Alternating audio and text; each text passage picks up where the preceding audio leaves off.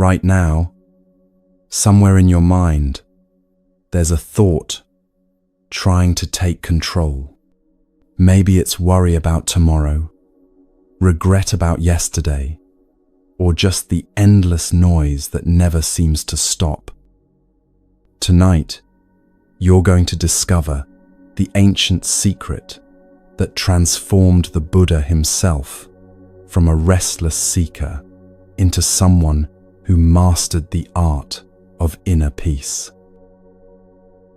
Over the next 3 hours, I'm going to share a path that's helped countless people, from stressed professionals to anxious parents, to anyone who's ever felt overwhelmed by their own mind, finally break free from the tyranny of racing thoughts. And here's what makes this different. These teachings work even if meditation feels impossible for you, even if you've tried everything else, even if you think your mind is just too busy. The Buddha once said, "The mind is everything. What you think, you become." In these next few hours, you'll discover exactly how to take back control and become the master of your thoughts, not their prisoner. Before we begin, if it feels right, let me know in the comments where you're listening from, whether it's dawn in Tokyo or midnight in New York. We're all walking this path together. Find a comfortable position, maybe grab a warm blanket or settle into your favorite chair. Take one slow breath with me now. And as you exhale, know that something is already shifting. Your mind has been waiting for this moment. Let's begin at the very beginning with understanding the nature of your mind itself.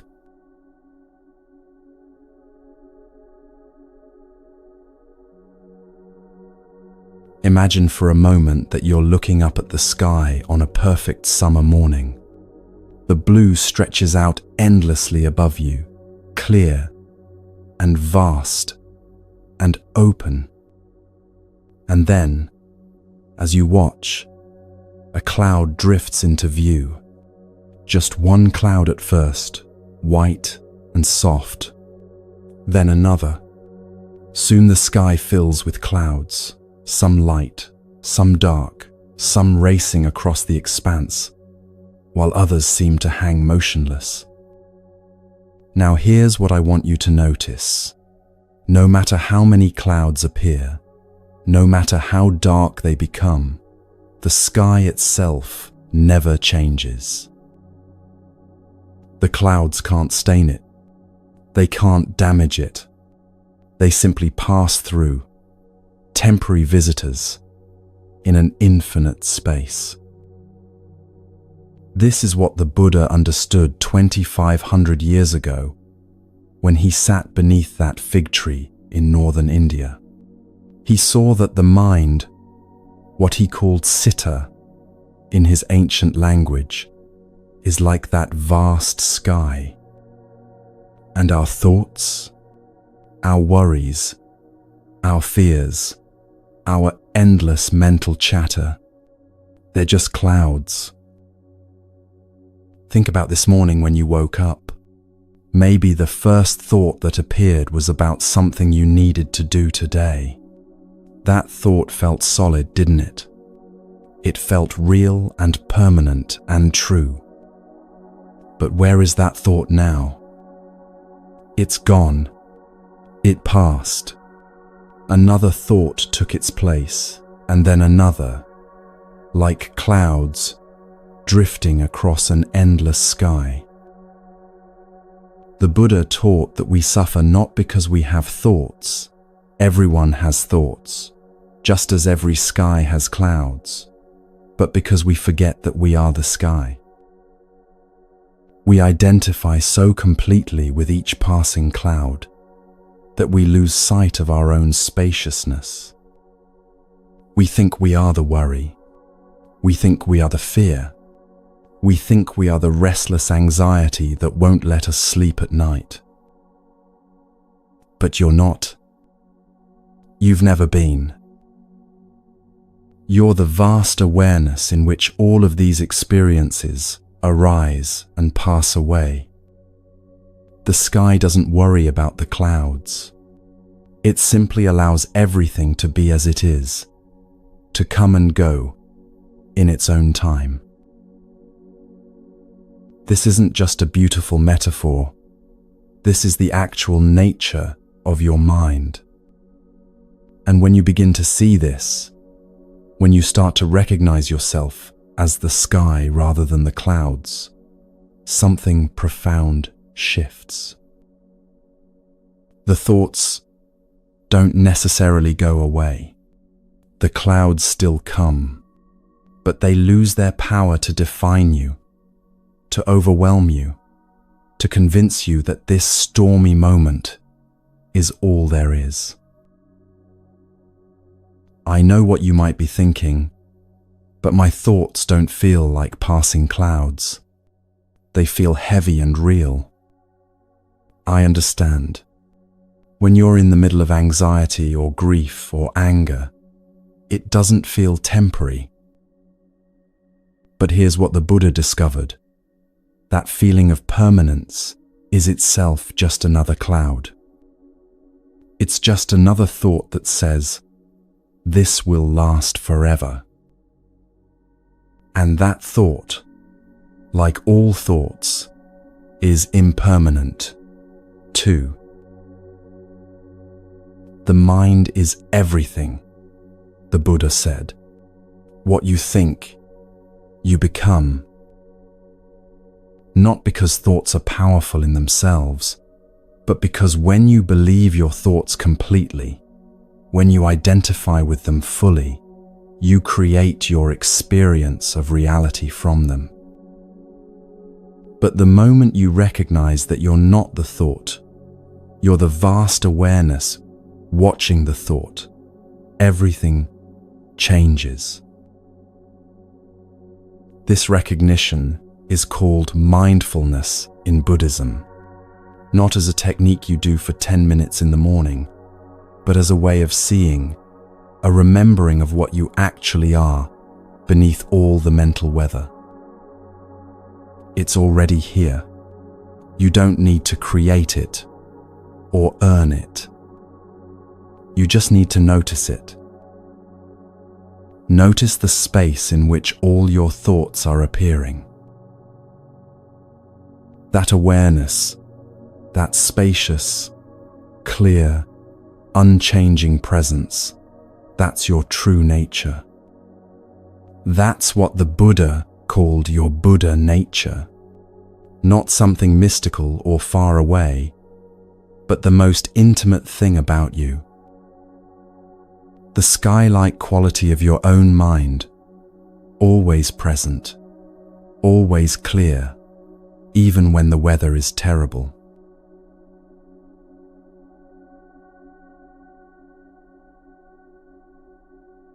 Now let me tell you something else the Buddha discovered, something that might bring you even more relief. The mind isn't just like the sky, it's also like a river. There's an old saying, you can never step in the same river twice. A Greek philosopher said this around the same time the Buddha was teaching in India, and it's remarkable how they arrived at the same truth. But where the Greek was making a philosophical point, the Buddha was offering medicine for suffering. Watch a river sometime if you get the chance. Really watch it. See how the water moves continuously, how it's never the same from one moment to the next. Your mind is exactly like this. Not just your thoughts, but the whole experience of consciousness. It's a river that never stops flowing. Nothing about you is fixed. Nothing is permanent. You are not a static thing, but but a dynamic process, a river of experience, constantly flowing, constantly changing, constantly becoming something new. This might sound unsettling at first. We like to believe we're solid, consistent, unchanging. But the Buddha's insight cuts through all of that. Everything is flow, everything is process, everything is change.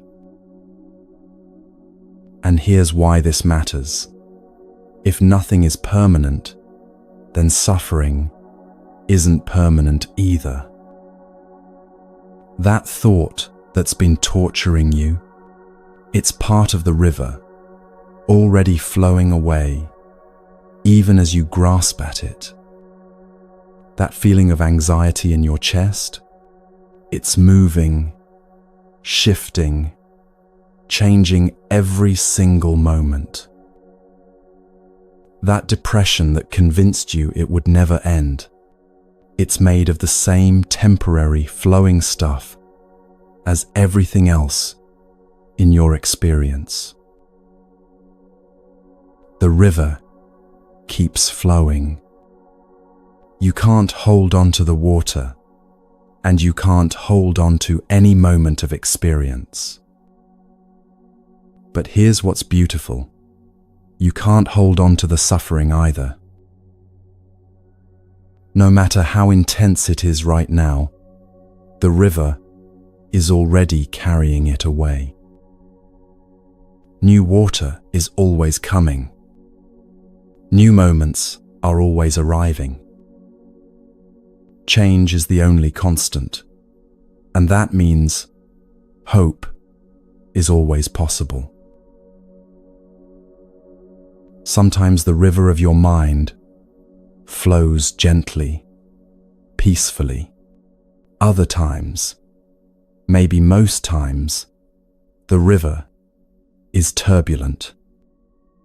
Rapids and rocks and whirlpools, the mind racing, churning, crashing against itself. But even in those turbulent moments, the river is still flowing. The rapids aren't permanent. You're the flowing itself, the continuous movement of life through consciousness, the dance of change that can never be stopped or frozen. When you understand this deeply, something relaxes. You stop fighting the current. You stop trying to control the river's flow, to make it be something other than what it is. You learn to move with it instead of against it. You learn to trust that no matter how rough these particular rapids are, the river will keep flowing, will carry you through, will eventually smooth out into calmer waters again. This is not resignation. This is not giving up. This is the profound wisdom of understanding the nature of reality itself, that everything changes, that nothing lasts, that both the river and you are already different than you were a moment ago.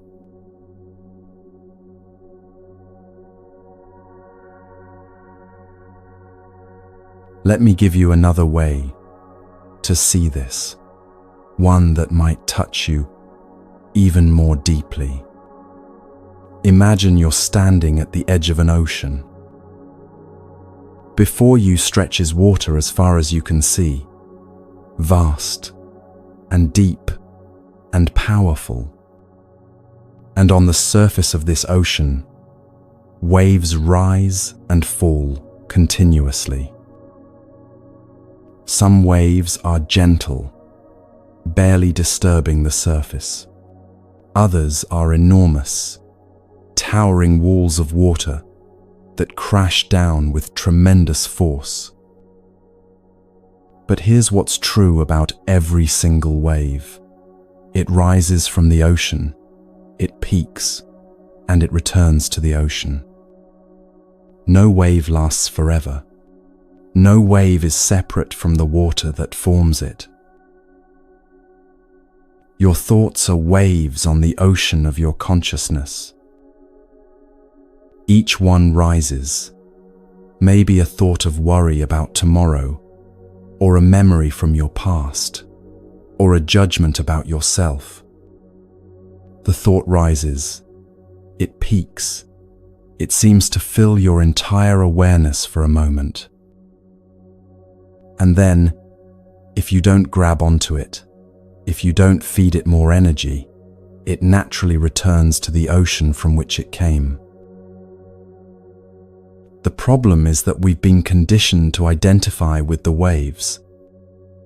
When a wave of anxiety rises, we say, "I am anxious." When a wave of sadness appears, we say, "I am sad." We collapse our entire identity into this one temporary movement on the surface of consciousness. But the Buddha's teaching invites us to recognize something extraordinary. You're not the wave.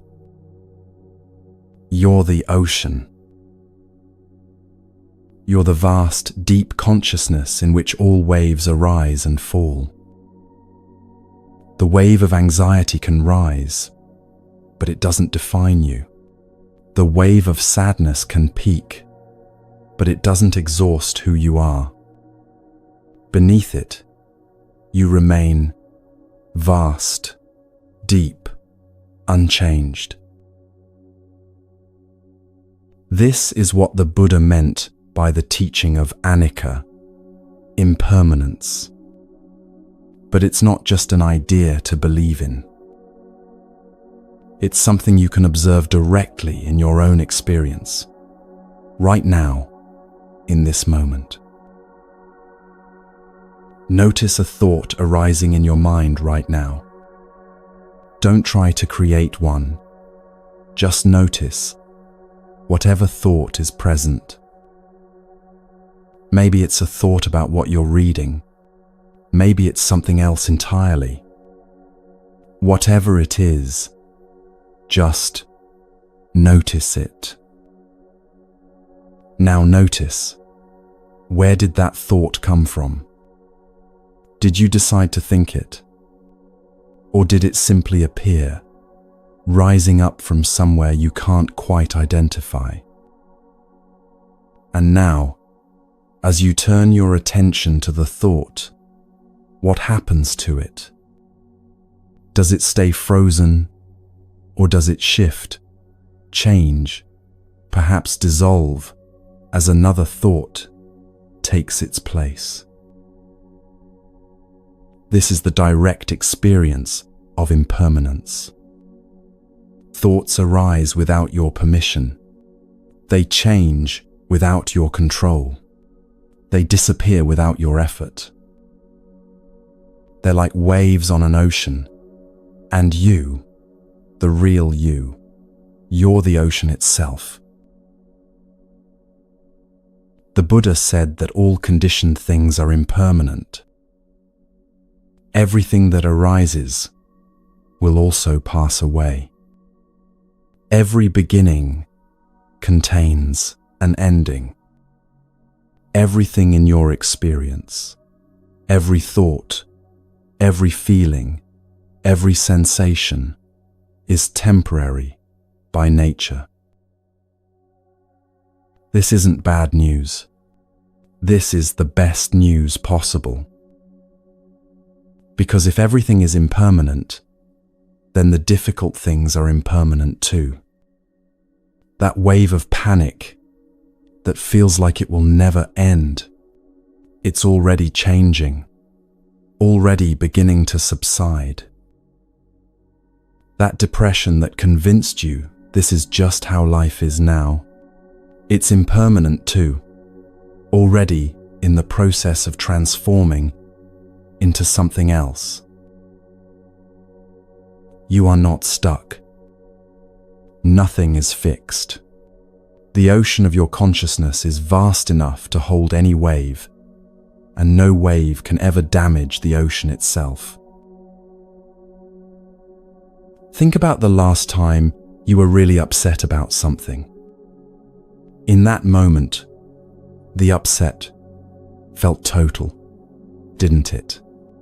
It felt like it was all there is, all you were. The wave had convinced you it was the entire ocean. But where is that upset now? It's gone, or at least diminished, transformed into something else. The wave rose, peaked, and returned to the ocean. New waves have come since then. The ocean continues, vast and deep, even as its surface is constantly moving, constantly transforming. This understanding changes everything about how you relate to your own mind. You stop fearing your thoughts because you know they're temporary. You stop clinging to pleasant states because you know they'll change too. You stop identifying with every passing mood because you've recognized yourself as something much larger. You're the ocean, not the wave. You're the sky, not the cloud. You're the river, not any particular moment of its flowing. And this recognition is the beginning of freedom.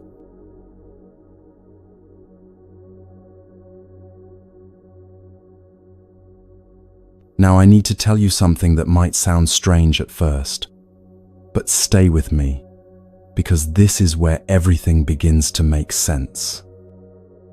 The Buddha taught that we suffer not because bad things happen, but because of what we do with those bad things in our minds. There's an ancient story from the Buddha's teachings that illustrates this perfectly. A man was shot with a poison arrow. The arrow hit him, and it hurt. That pain was immediate and unavoidable. But instead of pulling out the arrow and treating the wound, the man stood there asking questions. "Who shot this arrow?" he demanded. "What family does he come from? Is he tall or short? What kind of bow did he use? Why did he shoot me? What did I do to deserve this? What does this mean about me?" And while he was asking all these questions, analyzing and theorizing, the poison continued spreading through his body. The Buddha told this story to illustrate something crucial about how our minds work. The first arrow, the initial pain, the difficult event, the loss or hurt, that arrow is unavoidable. Life shoots arrows at all of us. People get sick, relationships end, plans fall apart, death comes for everyone we love. This is the nature of existence. But here's what the Buddha said. We shoot ourselves with a second arrow, and usually a third and fourth. And these arrows, the ones we shoot at ourselves, these cause most of our suffering. The first arrow is the event itself. The second arrow is everything we think about the event. Someone criticizes your work. That's the first arrow. And yes, it stings. But then your mind takes over. They must think I'm incompetent. Everyone probably thinks that. I'll probably lose my job. I'm such a failure. Nothing ever works out for me. Each of these thoughts is another arrow, and you're shooting them all at yourself, one after another, until the original sting has become an entire war zone of suffering. or you're stuck in traffic. That's the first arrow. But then, this always happens to me. I should have left earlier. Now everyone will be judging me. My whole day is ruined. Arrow after arrow after arrow, each one deepening the wound, making what could have been a minor inconvenience into a major crisis. The genius of the Buddha's teaching is that he's not telling you to avoid the first arrow. That's impossible. He's showing you that you have a choice about all the arrows that come after. You can learn to recognize when you're reaching for another arrow to shoot at yourself, and you can choose to put it down instead. This is not about positive thinking or pretending everything is fine. The first arrow hurts, and the Buddha never denied that. If someone you love dies, you will feel grief. If someone betrays you, you will feel pain. These are the first arrows, and they're part of being human. But the grief doesn't have to become, "I'll never be happy again." The pain doesn't have to become, "Nobody really loves me." These additions, these stories we tell about the pain, these are the second arrows, and we have more choice about them than we realize. There's a space, the Buddha taught, between what happens to us and how we respond to it. In that space lives our freedom. In that space, we can observe the impulse to shoot another arrow at ourselves and choose differently. We can feel the first arrow without adding to it, without multiplying it, without turning pain into suffering. Think about a time when you were able to do this. Maybe you burned the dinner you were making. The first arrow was the disappointment. But maybe instead of spiraling into self-criticism, you just laughed and ordered takeout. You felt the disappointment, acknowledged it, and then let it go without adding layers of judgment on top of it. That's the practice the Buddha is pointing to. Not eliminating the first arrow, that's not possible, but learning to recognize the moment when you're about to shoot the second one and choosing not to. Choosing to feel what you feel without making it mean something terrible about you, about your life, about your future. Choosing to let the wave of feeling rise and fall without turning it into a story that will haunt you for days or weeks or years. This brings us to one of the Buddha's most important teachings, one that's often misunderstood. The teaching of dukkha. If you've heard anything about Buddhism, you've probably heard that the Buddha taught that life is suffering. But this translation misses something crucial. The Buddha didn't say life is suffering.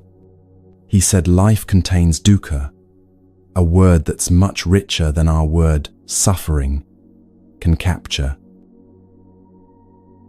Dukkha means something more like unsatisfactoriness, or the quality of things not quite being how we want them to be.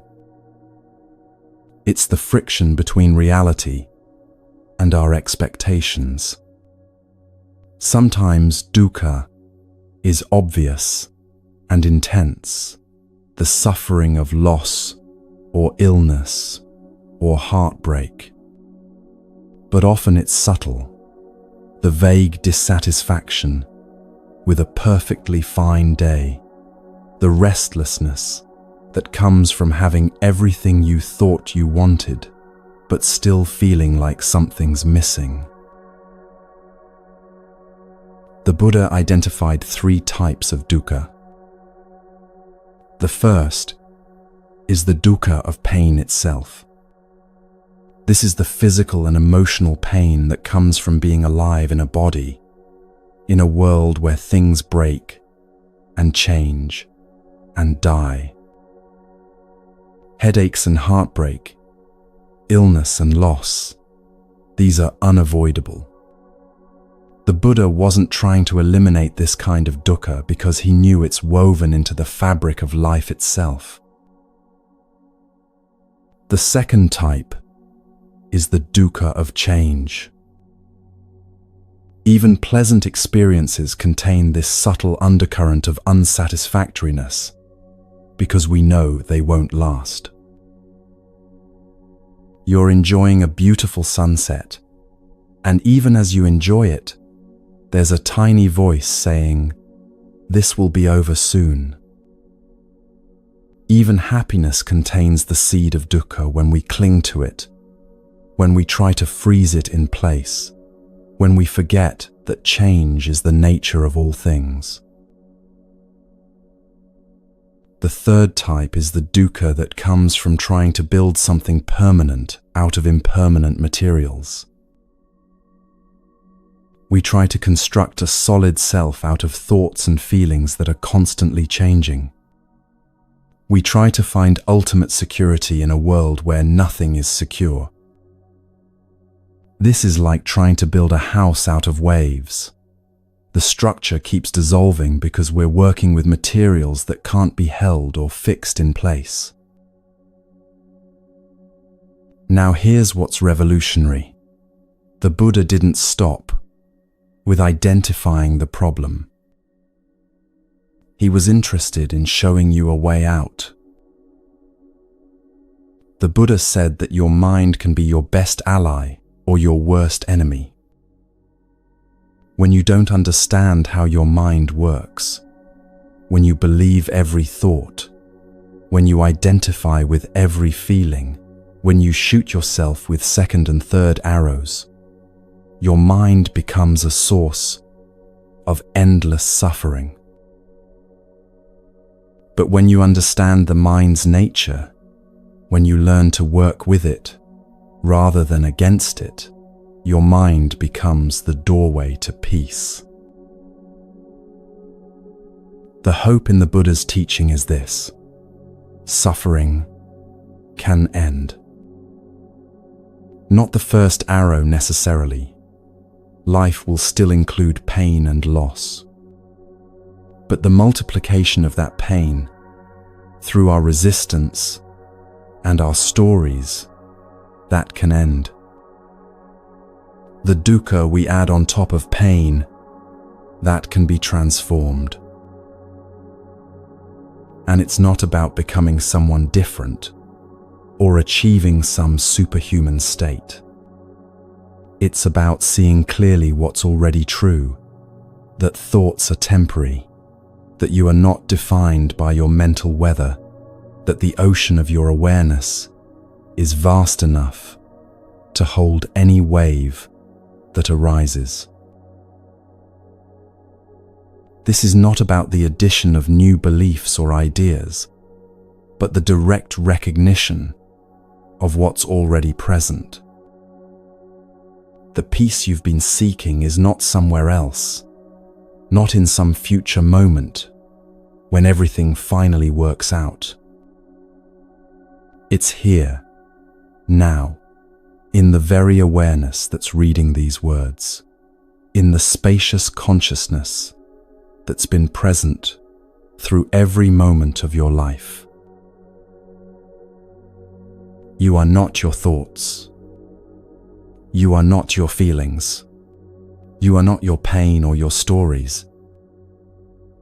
You are the ocean itself, vast, deep, fundamentally at peace, beneath all the surface turbulence. And recognizing this is the beginning of the end of unnecessary suffering.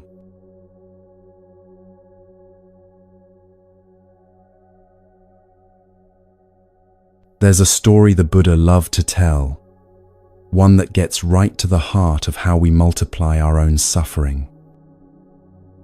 A man once came to see the Buddha, furious and filled with rage.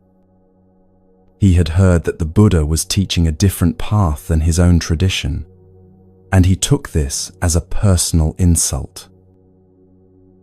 So he went to where the Buddha was teaching, and in front of everyone gathered there, he began hurling insults at him.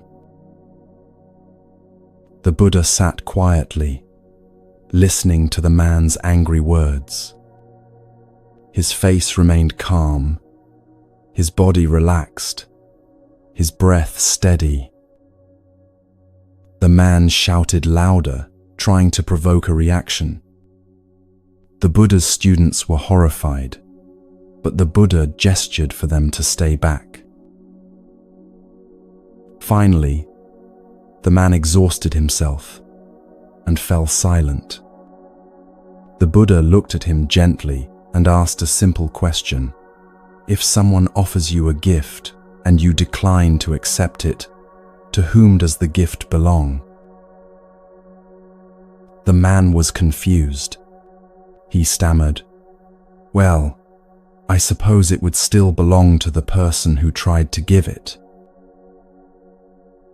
The Buddha nodded. "That is correct," he said softly. "And so it is with your anger and your insults. If I do not accept them, do they not still belong to you?" The man stood there, the truth of this landing in him like a stone dropped in still water. His anger had been his own burden to carry. The Buddha had simply declined to pick it up. This story has rippled through 25 centuries because it contains such a profound truth. Someone else's anger, criticism, judgment, it's only yours if you accept it. You can let it remain with them. You can recognize it as their experience, their suffering, and choose not to make it your own. Think about how often you've accepted gifts you didn't want. Someone says something hurtful, and you carry it with you for days, replaying it, letting it shape how you see yourself. Someone judges you, and you accept their judgment as truth, as evidence of your unworthiness. Someone projects their own fear onto you, and you pick it up and make it your problem. But the Buddha is showing you something liberating. You don't have to accept these gifts. You can see them for what they are, someone else's pain, someone else's confusion, and you can feel compassion for their suffering without making it your own. This doesn't mean becoming cold or building walls around your heart. It means becoming wise about what's yours to carry and what isn't. It means recognizing the difference between helpful feedback that can support your growth and toxic criticism that's really just someone else's unprocessed pain looking for a place to land. The man in the story came to the Buddha, carrying his anger like a burning coal. But who was getting burned while he carried it? The Buddha wasn't suffering. His mind was clear, his peace undisturbed. The man was the one burning, consumed by his own rage. And this is true of every negative thought or criticism that comes your way. It only has power over you if you accept it. if you take it in and make it part of your story about yourself. Otherwise, it remains outside you, acknowledged, perhaps considered, but not internalized, not believed, not allowed to define your sense of who you are. The Buddha's teaching here is not about arrogance or dismissing all feedback. It's about discernment. When someone offers you a gift, whether it's words or energy or emotions, you're allowed to examine it. Is this true?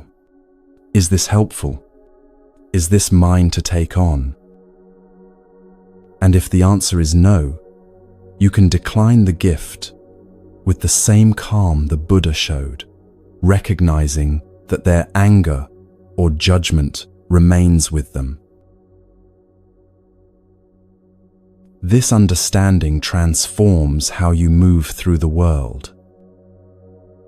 You become less reactive, less easily thrown off balance by other people's moods or opinions. You develop an inner stability that doesn't depend on everyone approving of you or understanding you or even being kind to you.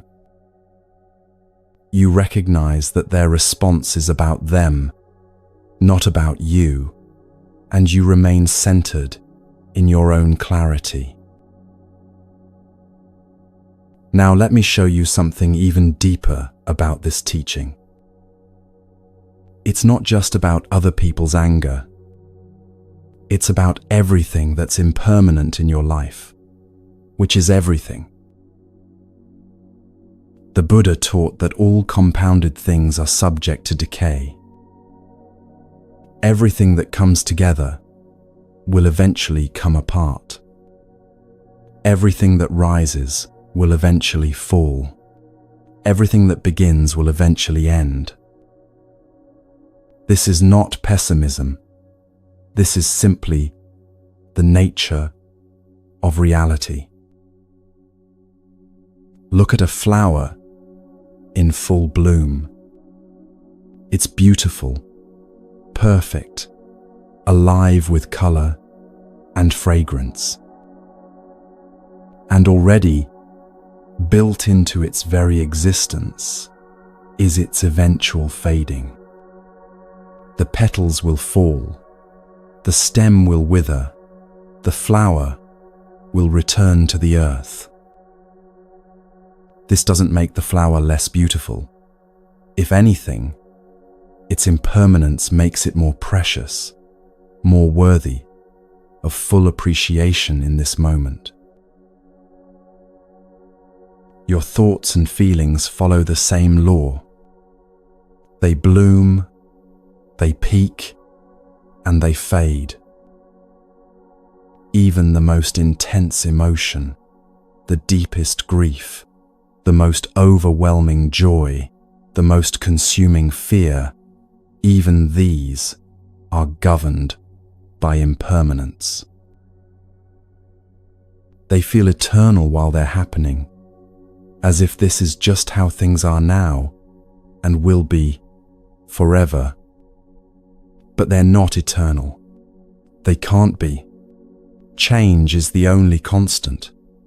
And that means even your darkest moments contain within them the seeds of their own ending.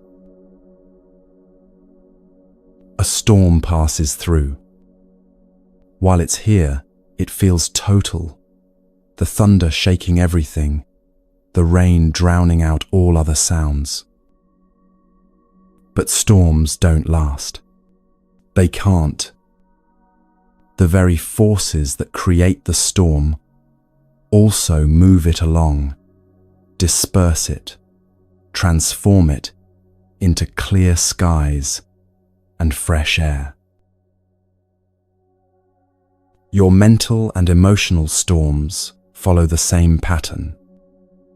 That anxiety attack that feels like it will never end. It will end. It always does. That depression that's convinced you this is just how life is now? It's impermanent too, already changing, even when it feels most stuck. That racing mind that won't let you sleep, it will eventually slow, will eventually quiet, will eventually release you back into rest. The Buddha isn't asking you to believe this as a comforting idea. He's inviting you to observe it directly in your own experience.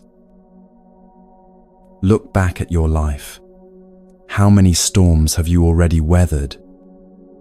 How many times were you certain the pain would never end? And yet here you are. How many intense emotions have arisen, consumed you completely, and then passed away like clouds dissolving? This recognition of impermanence is not meant to make you sad. It's meant to free you. Free you from the grip of difficult experiences that convince you they're permanent. Free you from the desperate clinging to pleasant experiences that you know can't last. Free you from the exhausting attempt to control a reality that's fundamentally fluid and ever-changing. When you deeply understand impermanence, something relaxes in you. You stop fighting so hard against what is. You stop demanding that life be different than it is in this moment. You stop grasping at what's slipping away and resisting what's arriving. You begin to move with life instead of against it, to flow with change instead of breaking yourself, trying to prevent it. This is what the Buddha meant by letting go. Not that you stop caring or stop feeling or become indifferent, but that you stop trying to possess what was never meant to be possessed. You hold life lightly, the way you might hold water in your cupped hands, knowing that it will eventually flow away, and that's okay. That's how water is. The suffering of clinging is universal. We all do it. We grasp at relationships, trying to make them stay exactly as they are. We cling to youth, to health, to moments of joy. And then we suffer when these things inevitably change, because change is what they do, as inevitable as seasons turning or rivers flowing to the sea. But there's an alternative to this suffering. The alternative is in making peace with impermanence itself. In seeing that the very flowing, changing nature of reality is what makes life rich and alive and full of possibility. In recognizing that each moment is precious, precisely because it won't last, that each experience is worthy of full presence, precisely because it's unrepeatable. When you understand this, when you really get it, not just in your head, but in your whole being, the peace the Buddha spoke of becomes available. Not as something you need to achieve or create, but as something that's already here, already present. The stillness beneath all change, the constancy within impermanence, the ocean that remains, even as every wave rises and falls. This is where the practice begins. Not in eliminating thoughts, or stopping feelings, or transcending your humanity, but in clearly seeing what's true that you're not what you thought you were, that your thoughts are not problems to be solved, but passing weather to be witnessed, that peace is not found by controlling your experience, but by understanding its nature. The mind you've been carrying, the mind you've been fighting with, this mind is not your enemy. It's simply been misunderstood. And in this understanding, in this clear seeing of what is, lies the beginning of freedom from unnecessary suffering.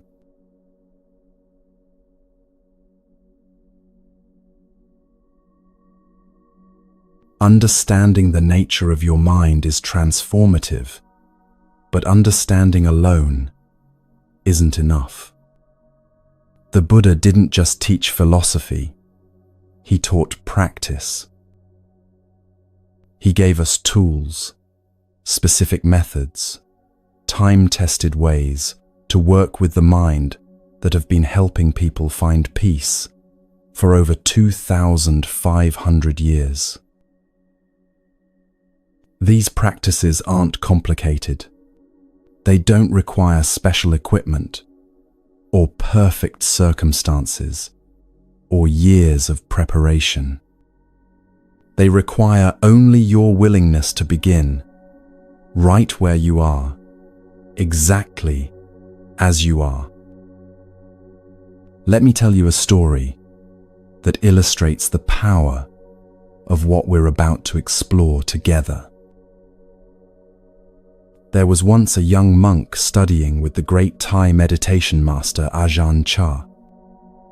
This monk had been practicing diligently, sitting in meditation every day, following all the instructions he'd been given. But one night, a terrible storm rolled through the forest monastery where they lived. The wind howled through the trees with a sound like a freight train. Thunder shook the small wooden huts where the monks slept. Rain pounded against the roof so hard it sounded like stones falling from the sky. And this young monk lay in his bed, terrified, convinced that at any moment a tree would fall and crush him, or the wind would tear his hut apart. His mind raced with thoughts. This is it. I'm going to die. Why did I come to this forest? I should have stayed home where it's safe. The fear built and built until he couldn't bear it anymore. So, in the middle of the storm, he ran through the rain to Ajahn Chah's hut and knocked urgently on the door. The master opened it, completely calm, and looked at his drenched, trembling student with gentle eyes. "Teacher," the young monk gasped, "I'm so afraid. The storm is so violent. What should I do?" Ajahn Chah smiled and gestured for the monk to follow him.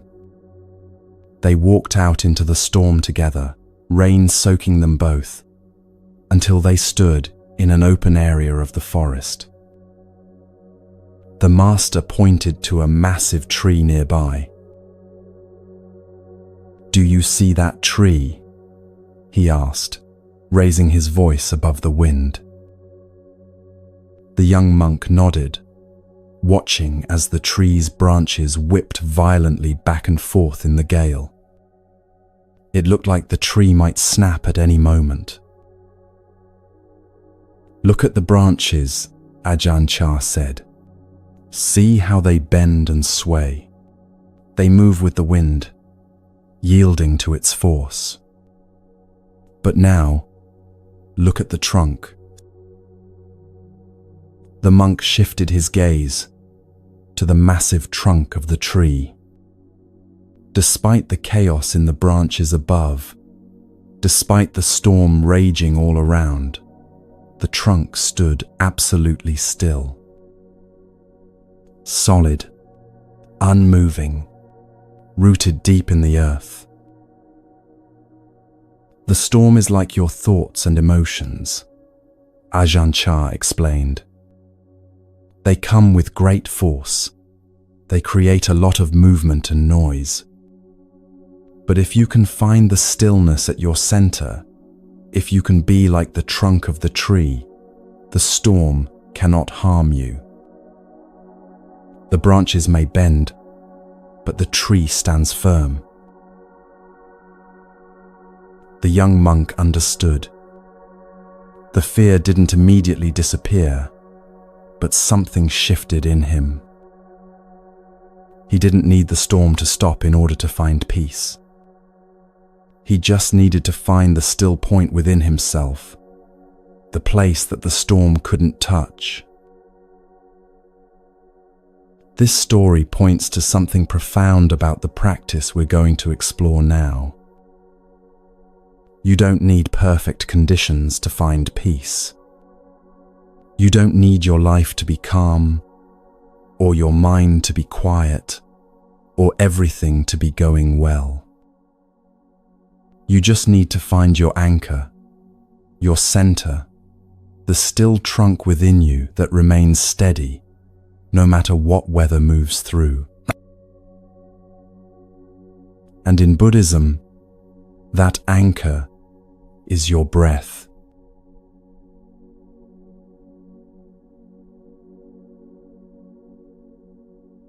The breath is always with you, always available, always happening, whether you're paying attention to it or not.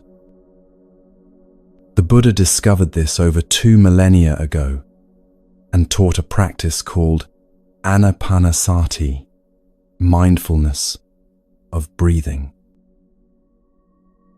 This isn't just any breathing technique. This is the foundation of Buddhist meditation, the practice the Buddha himself used on the night of his enlightenment, the method he taught more frequently than any other. And its beauty lies in its utter simplicity. Anapanasati means being aware of the breath as it comes in and being aware of the breath as it goes out. That's it. No special breathing pattern to learn. No need to control or manipulate the breath. Just awareness of the breath exactly as it is. Why is this so powerful? Because your breath is the perfect bridge between your conscious mind and your unconscious processes. Most of the time, breathing happens automatically. You don't think about it. Your body just breathes. But unlike your heartbeat or your digestion, you can also consciously direct your breath whenever you choose. So when you bring gentle awareness to your breathing, something remarkable happens. You're simultaneously engaging your conscious attention and connecting with the autonomous wisdom of your nervous system. You're creating a meeting point between doing and being, between thinking and sensing, between the storm and the stillness.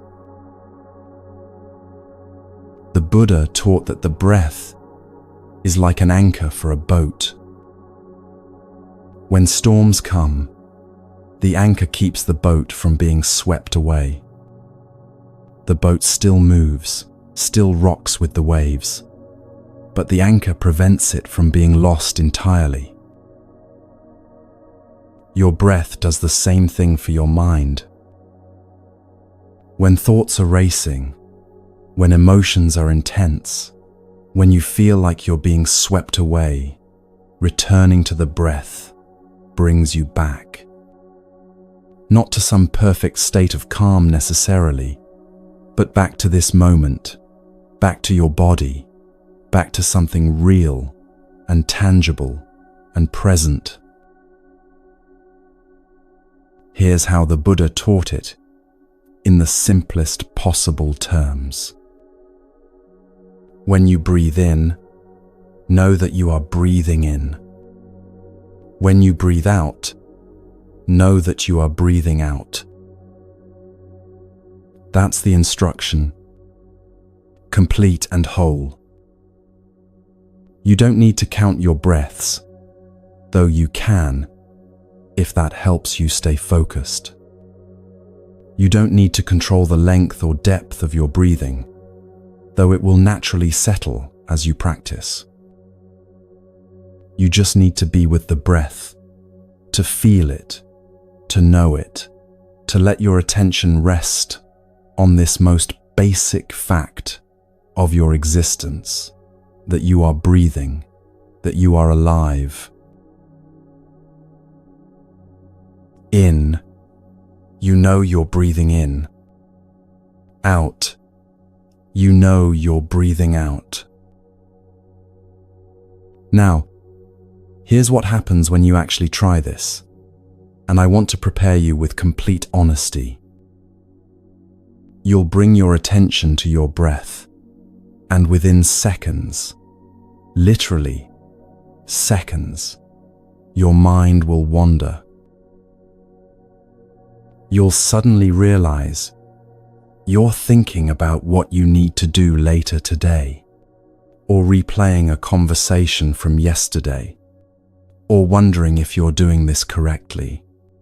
The breath will be completely forgotten, and you'll be off somewhere else entirely. And this is the moment, this exact moment, when you notice your mind has wandered. This is actually the most important moment in the entire practice. Because what you do next determines everything. Most people judge themselves. They think, I'm so bad at this. I can't even focus on my breath for 10 seconds. What's wrong with me? But the Buddha taught something completely different. He taught that the moment you notice your mind has wandered is a moment of awakening.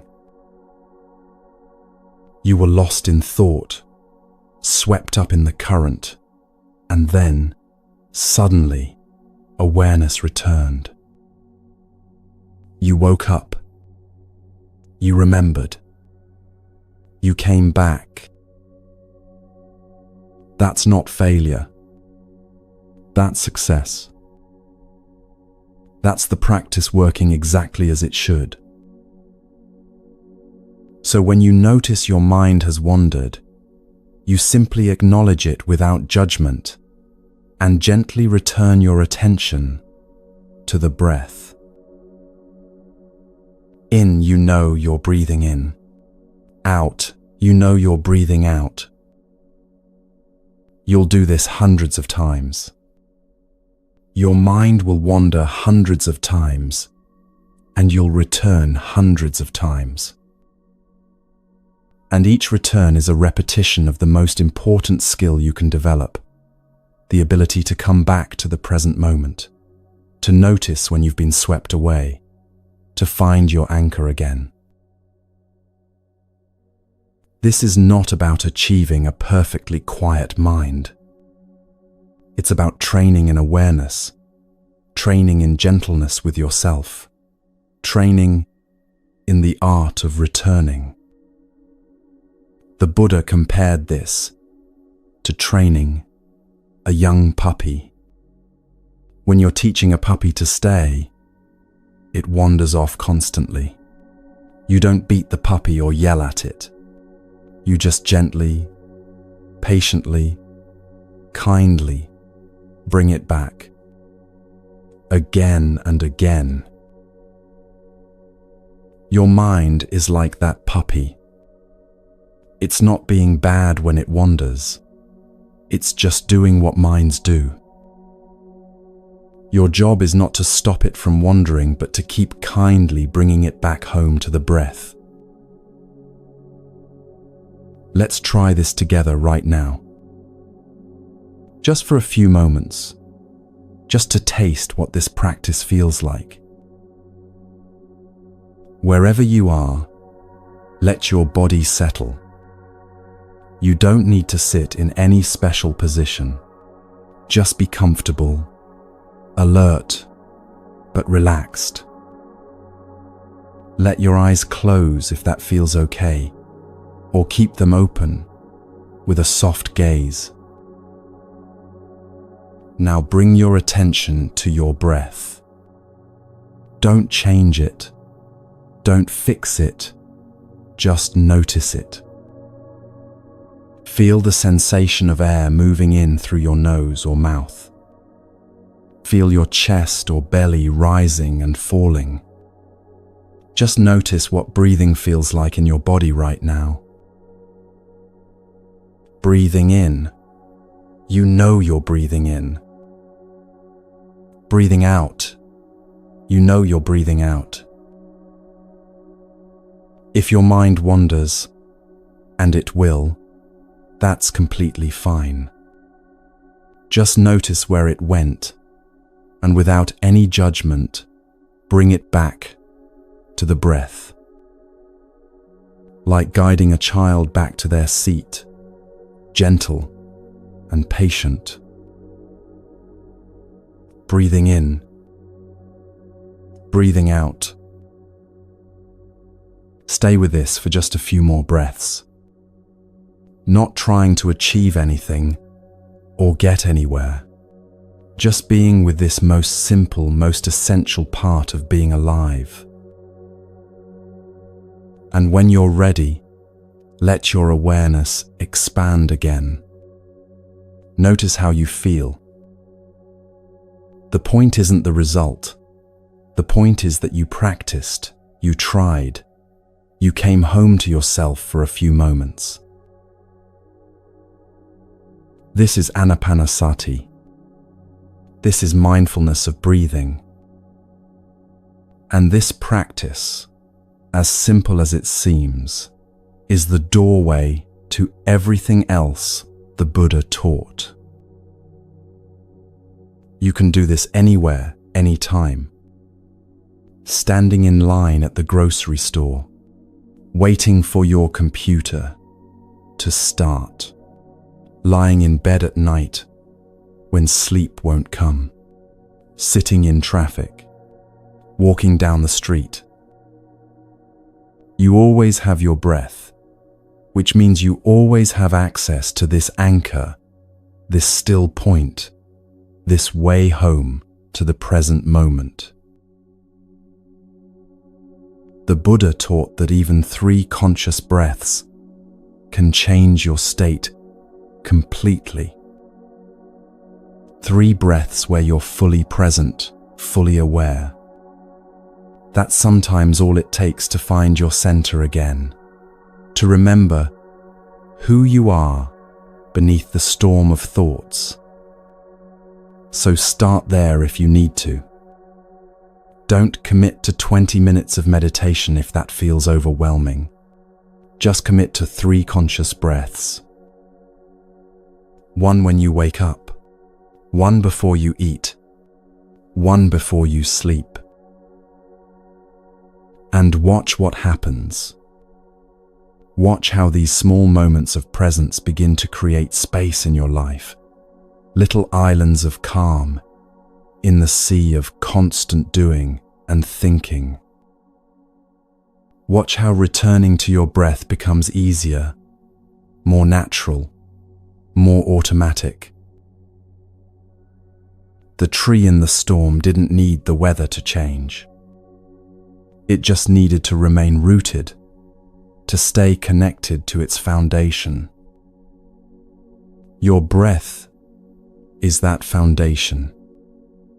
And no matter what storm is passing through your mind, you can always, always come back to it.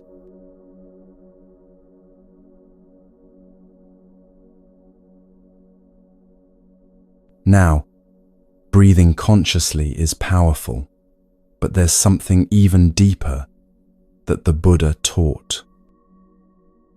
He called it sati, a word that's often translated as mindfulness, though that English word doesn't quite capture the richness of what sati actually means. Sati isn't just about paying attention, it's about remembering.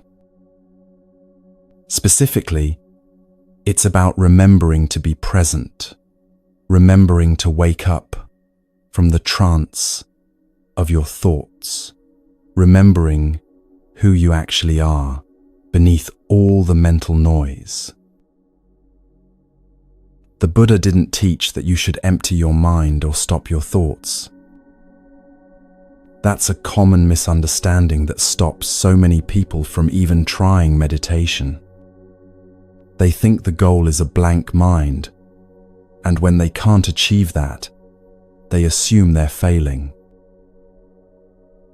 But sati isn't about emptying anything. It's about bare attention.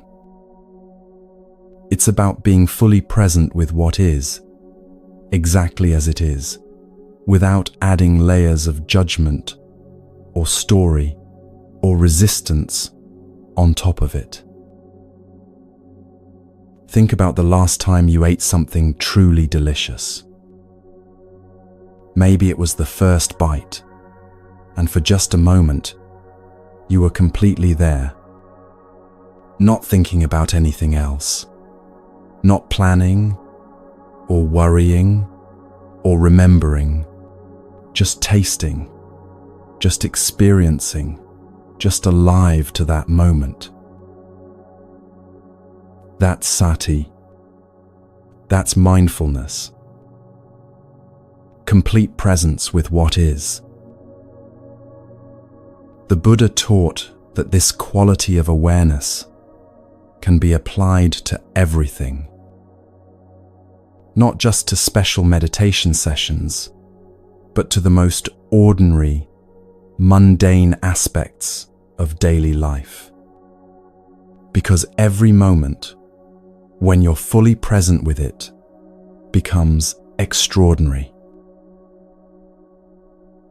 There's a beautiful teaching from the Vietnamese monk Thich Nhat Hanh that illustrates this perfectly.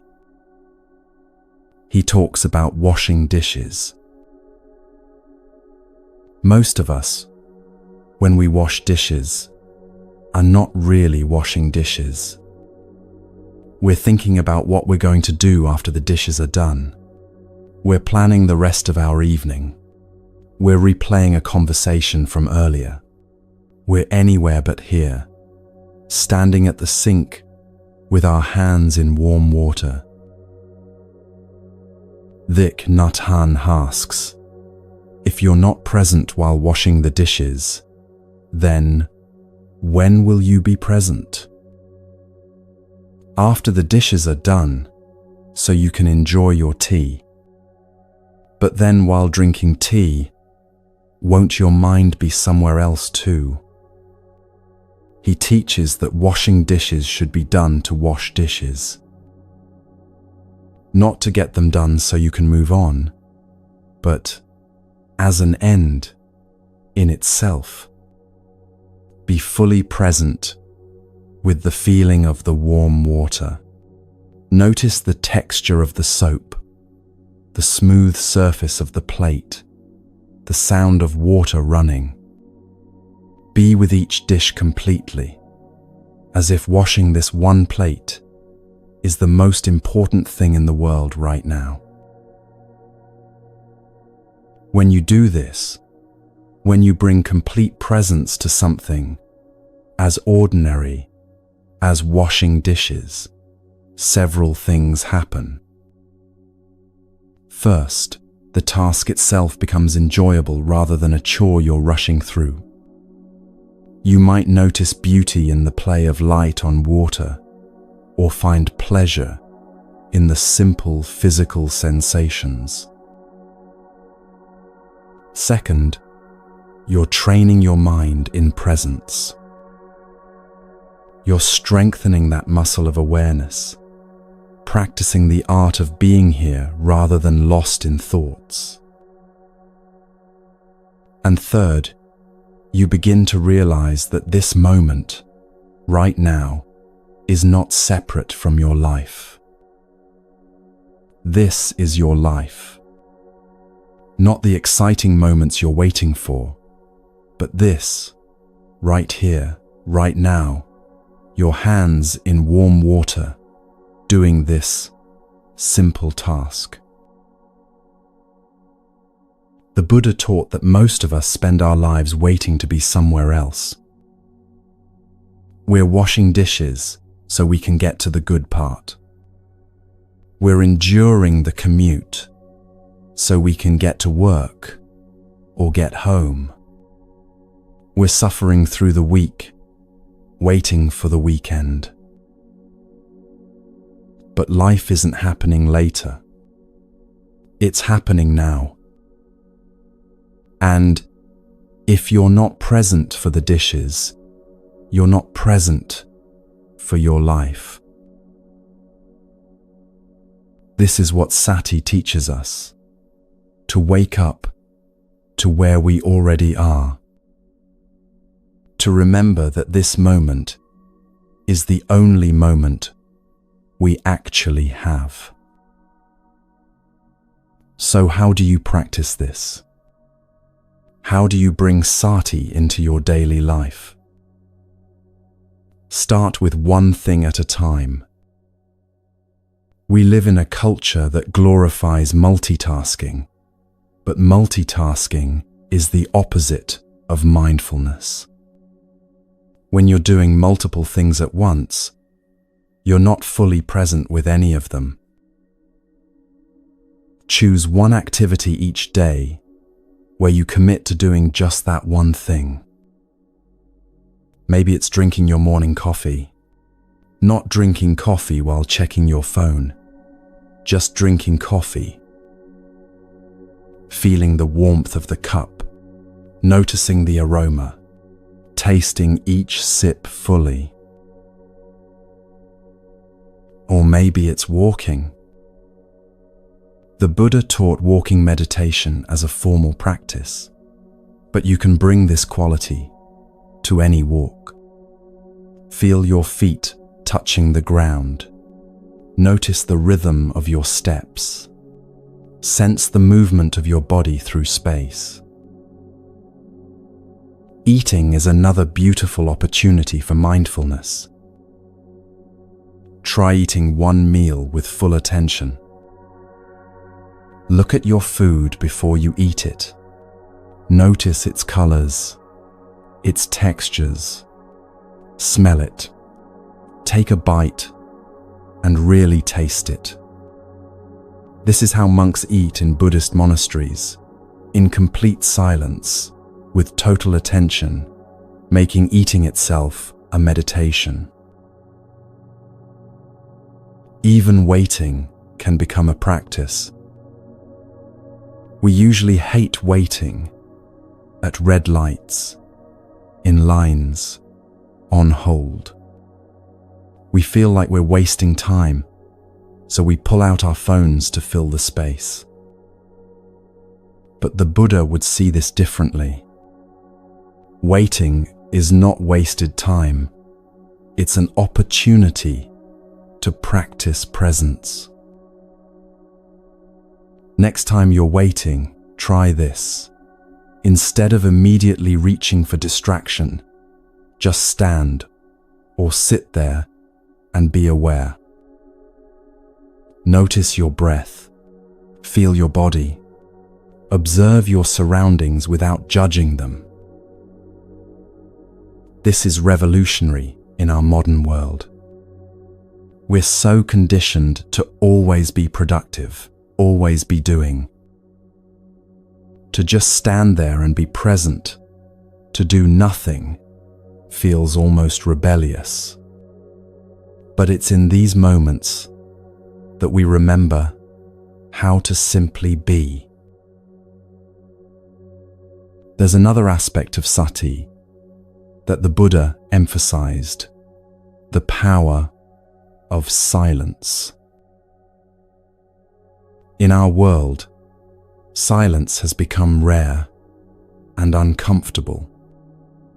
We fill every moment with sound, music, podcasts, TV, the constant ping of notifications.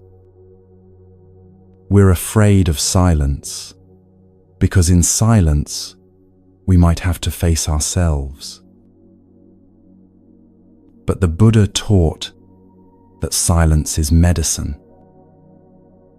Not the absence of sound necessarily, but the absence of unnecessary stimulation. Time when you're not consuming content or information or entertainment. Space where you can hear your own thoughts, feel your own feelings. You don't need to go on a silent retreat. You can start with just a few minutes each day. Maybe the first 5 minutes after you wake up, before you check your phone, or the last 5 minutes before sleep, or a quiet walk without headphones. In silence, without distraction, you might notice that your mind is quite noisy.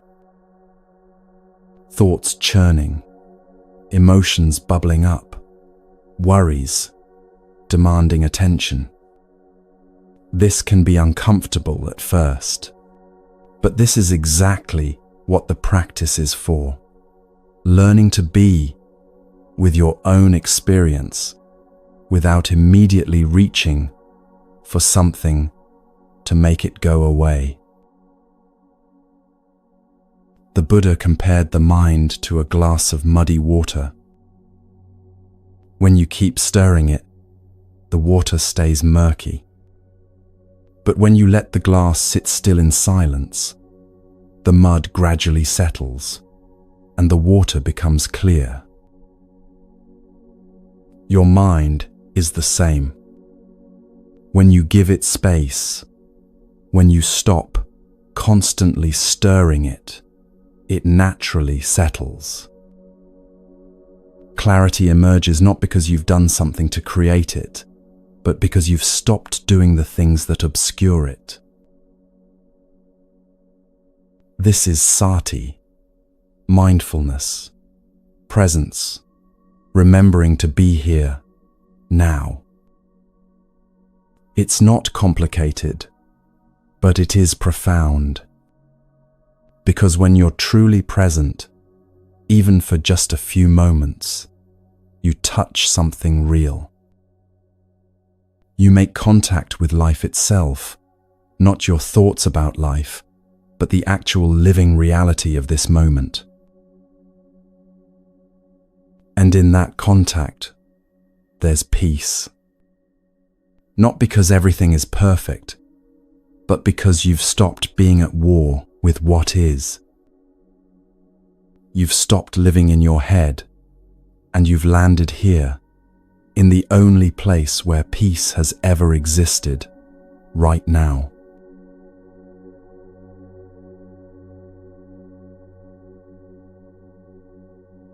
The practices of conscious breathing and mindful presence are foundational, but the Buddha taught something even more subtle and transformative.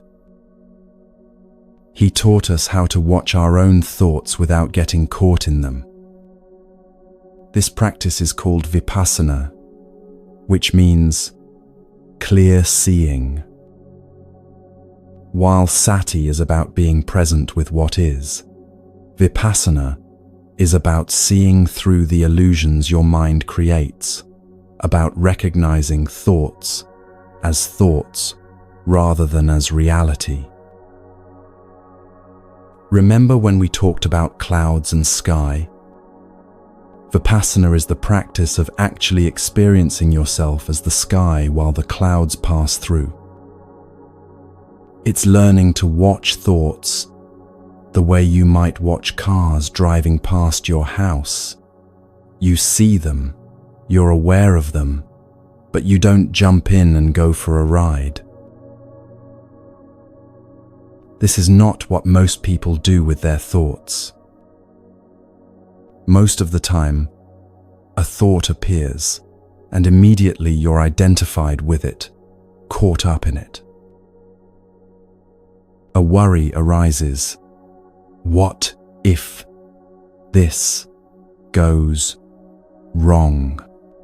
And suddenly you're imagining scenarios that haven't happened, feeling emotions about events that don't exist yet.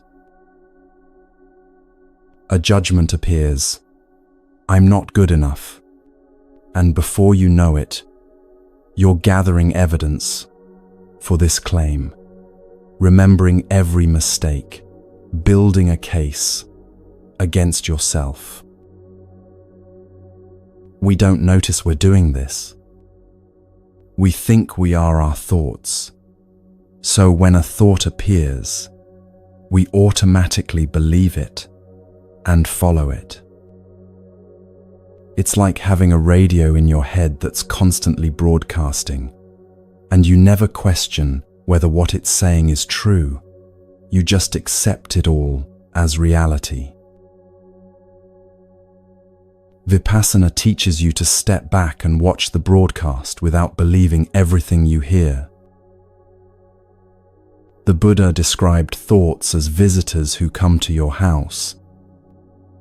Some visitors are pleasant, happy memories, inspiring ideas. Some visitors are unpleasant, worries, regrets, harsh judgments. But they're all just visitors. They come, they stay for a while, and then they leave. The problem is that we treat every visitor like they're moving in permanently. A thought of anxiety knocks on the door, and we not only let it in, we give it the master bedroom. We rearrange our whole house around it. But it's not permanent. It's just passing through. All thoughts pass through.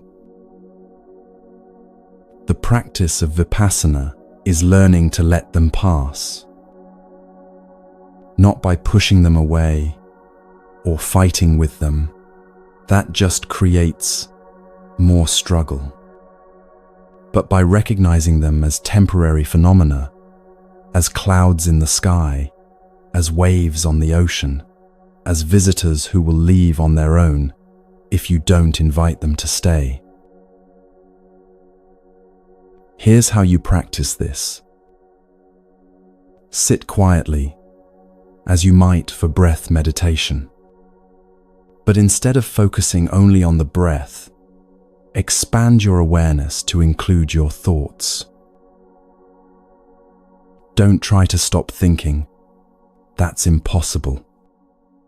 Instead, just notice when thoughts arise. Watch them the way you might watch clouds drifting across the sky. A thought appears. I need to call my mother. Notice it. You don't need to do anything about it right now. Just see it as a thought. Watch where it goes. Does it lead to other thoughts? Or does it dissolve on its own when you don't feed it? Another thought arrives. I'm not doing this right. There it is, a judgment thought. Notice it, but don't get involved in a conversation with it. Just see it as a thought. Let it be there, and watch as it eventually fades. The key is what the Buddha called non-identification. You're not trying to stop thoughts or change them. You're simply recognizing that you are not them. There's you, the aware presence, the consciousness that notices thoughts. And there are thoughts, the passing mental events that arise and fade in that consciousness. These are not the same thing. This might sound abstract, but you've actually experienced this many times. Have you ever had a strong craving for something, then gotten distracted, and when you remembered the craving later, it was gone? That's proof that cravings are just temporary thoughts. They feel solid and urgent when you're identified with them, but when you're not paying attention to them, they dissolve on their own. Vipassana practice makes this obvious in real time. You sit, you watch your thoughts, and you see directly that they come and go. They arise from nowhere, they peak, they dissolve. You don't make them come, you don't make them go. They have their own natural rhythm. And as you watch, something shifts in your relationship to them. They lose their grip on you. They become less solid, less believable, less able to sweep you away into their stories. There's a teaching story that illustrates this beautifully. A student came to his meditation teacher, frustrated. "Teacher," he said, "I've been trying to meditate, but my mind won't stop thinking. Thoughts just keep coming. I can't seem to quiet my mind."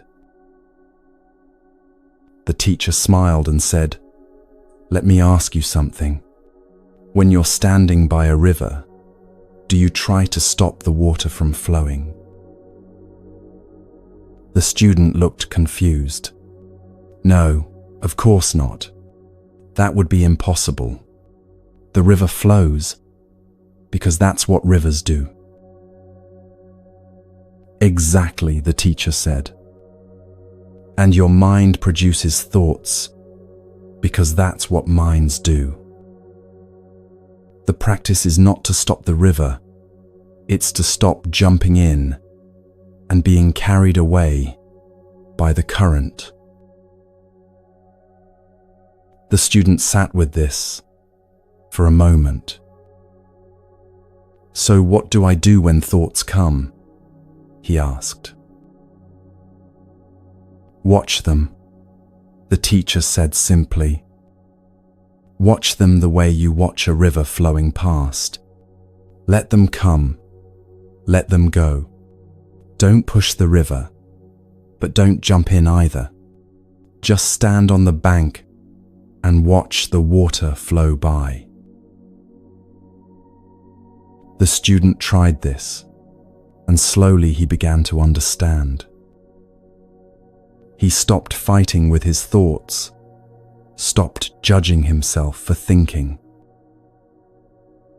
He just watched.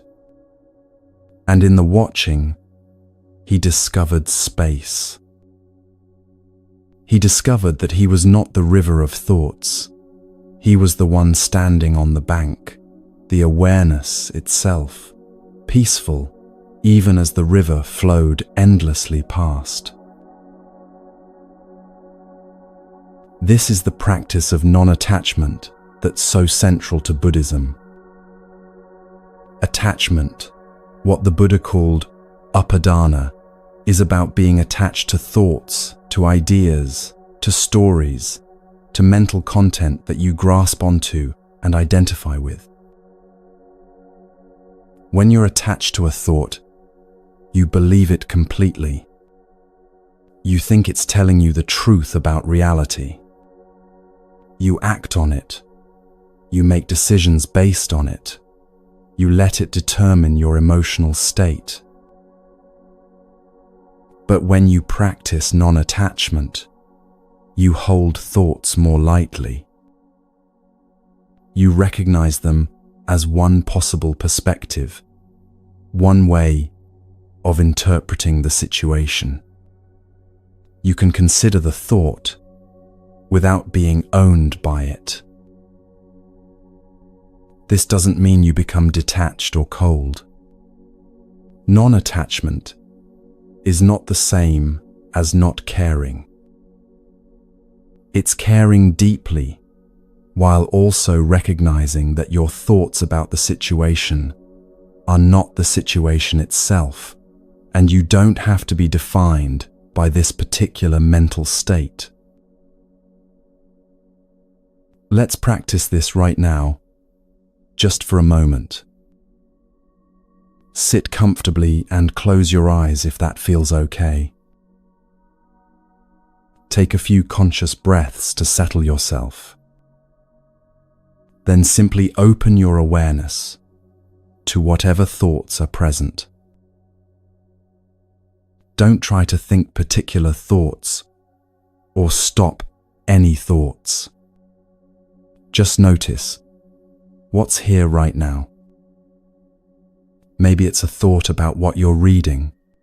Maybe it's something completely unrelated. Whatever it is, just notice it. Now imagine that each thought is written on a leaf floating down a stream.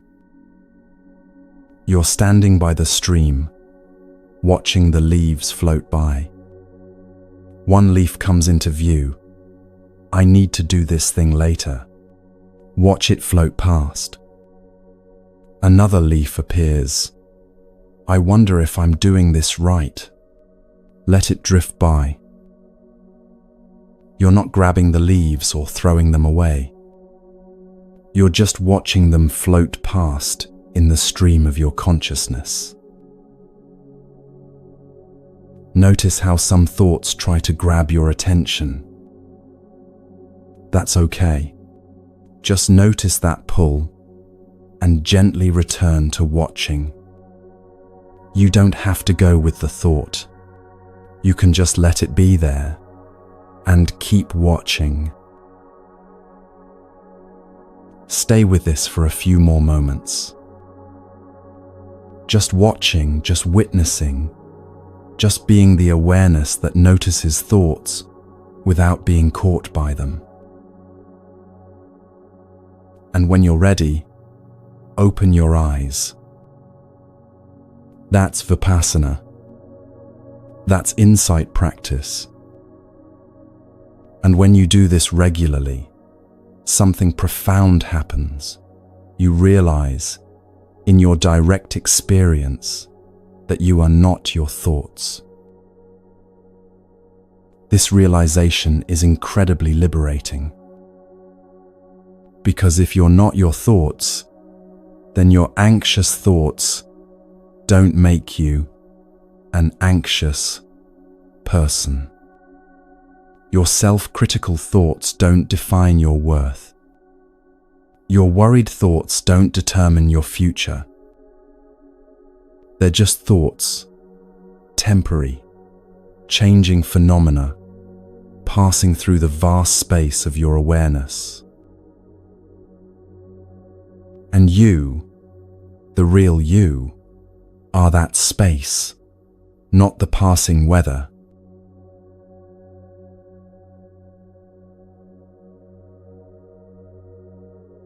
Everything we've explored comes together in what the Buddha called bhavana, the cultivation of the mind through meditation.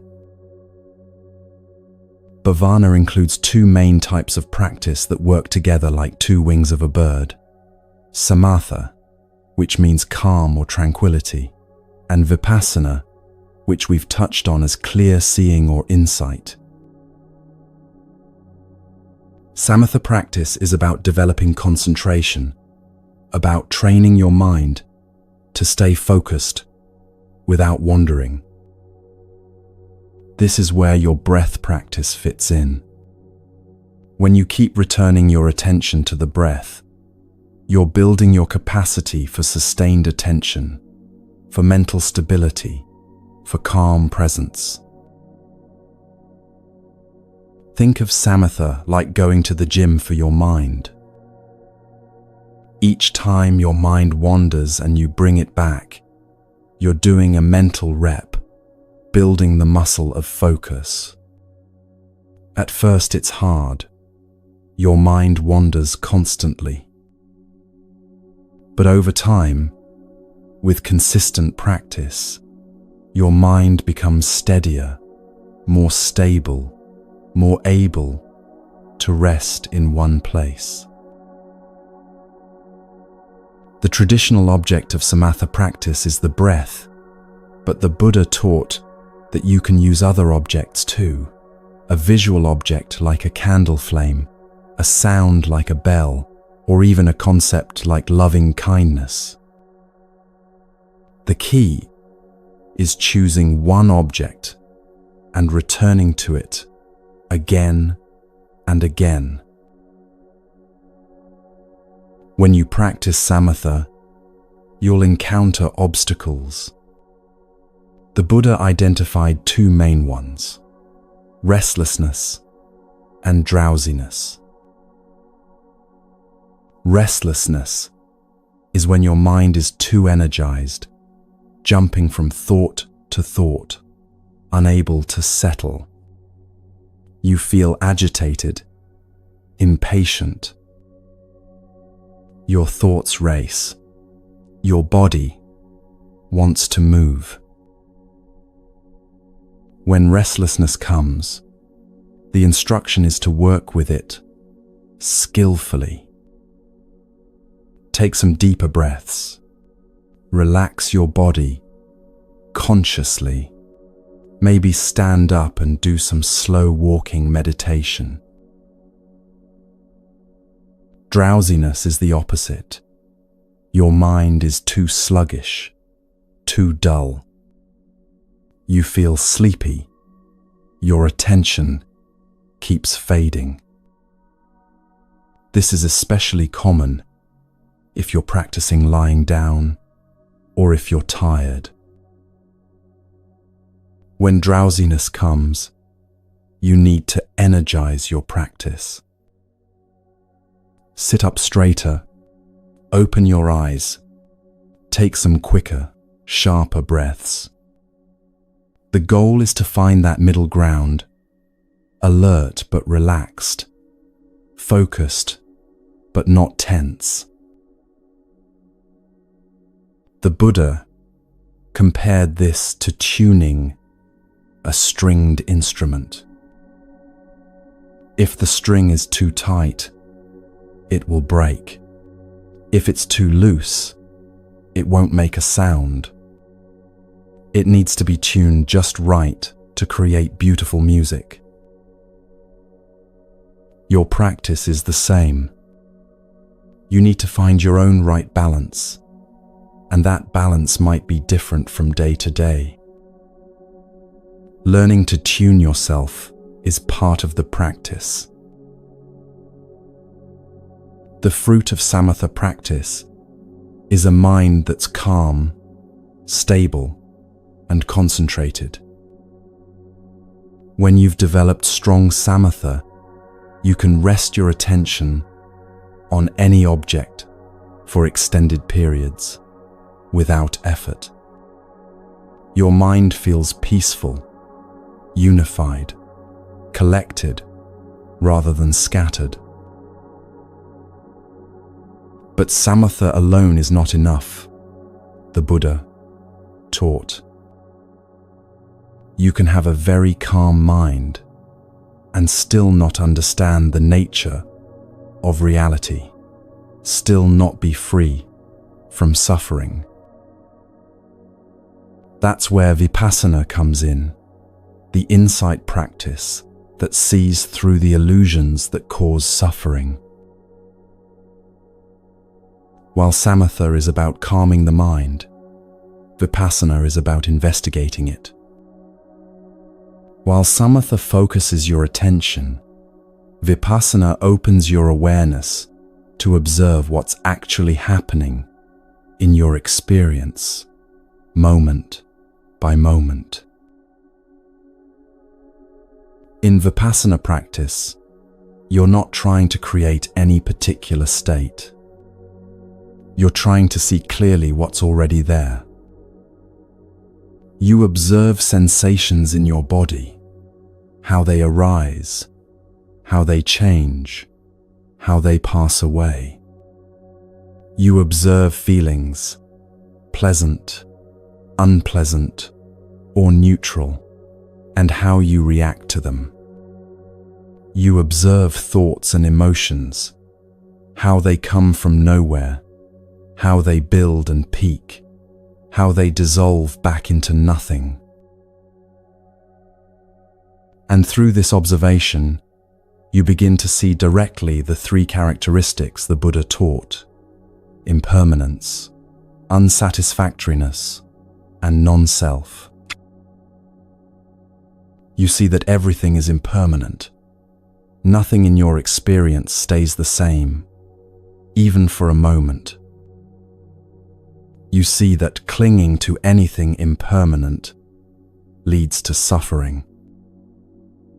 And you see that there's no fixed self behind all this, just a flowing process, a river of experience. These insights don't come from thinking about them. They come from direct observation in meditation. You sit, you watch your experience with clear attention, and these truths reveal themselves naturally. The beautiful thing is that samatha and vipassana support each other. When your mind is calm from samatha practice, you can see more clearly in vipassana.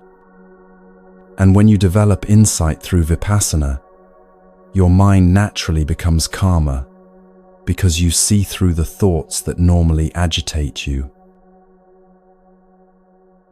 So how do you actually establish a daily practice? Because understanding these techniques intellectually is one thing, but actually doing them consistently is what creates transformation.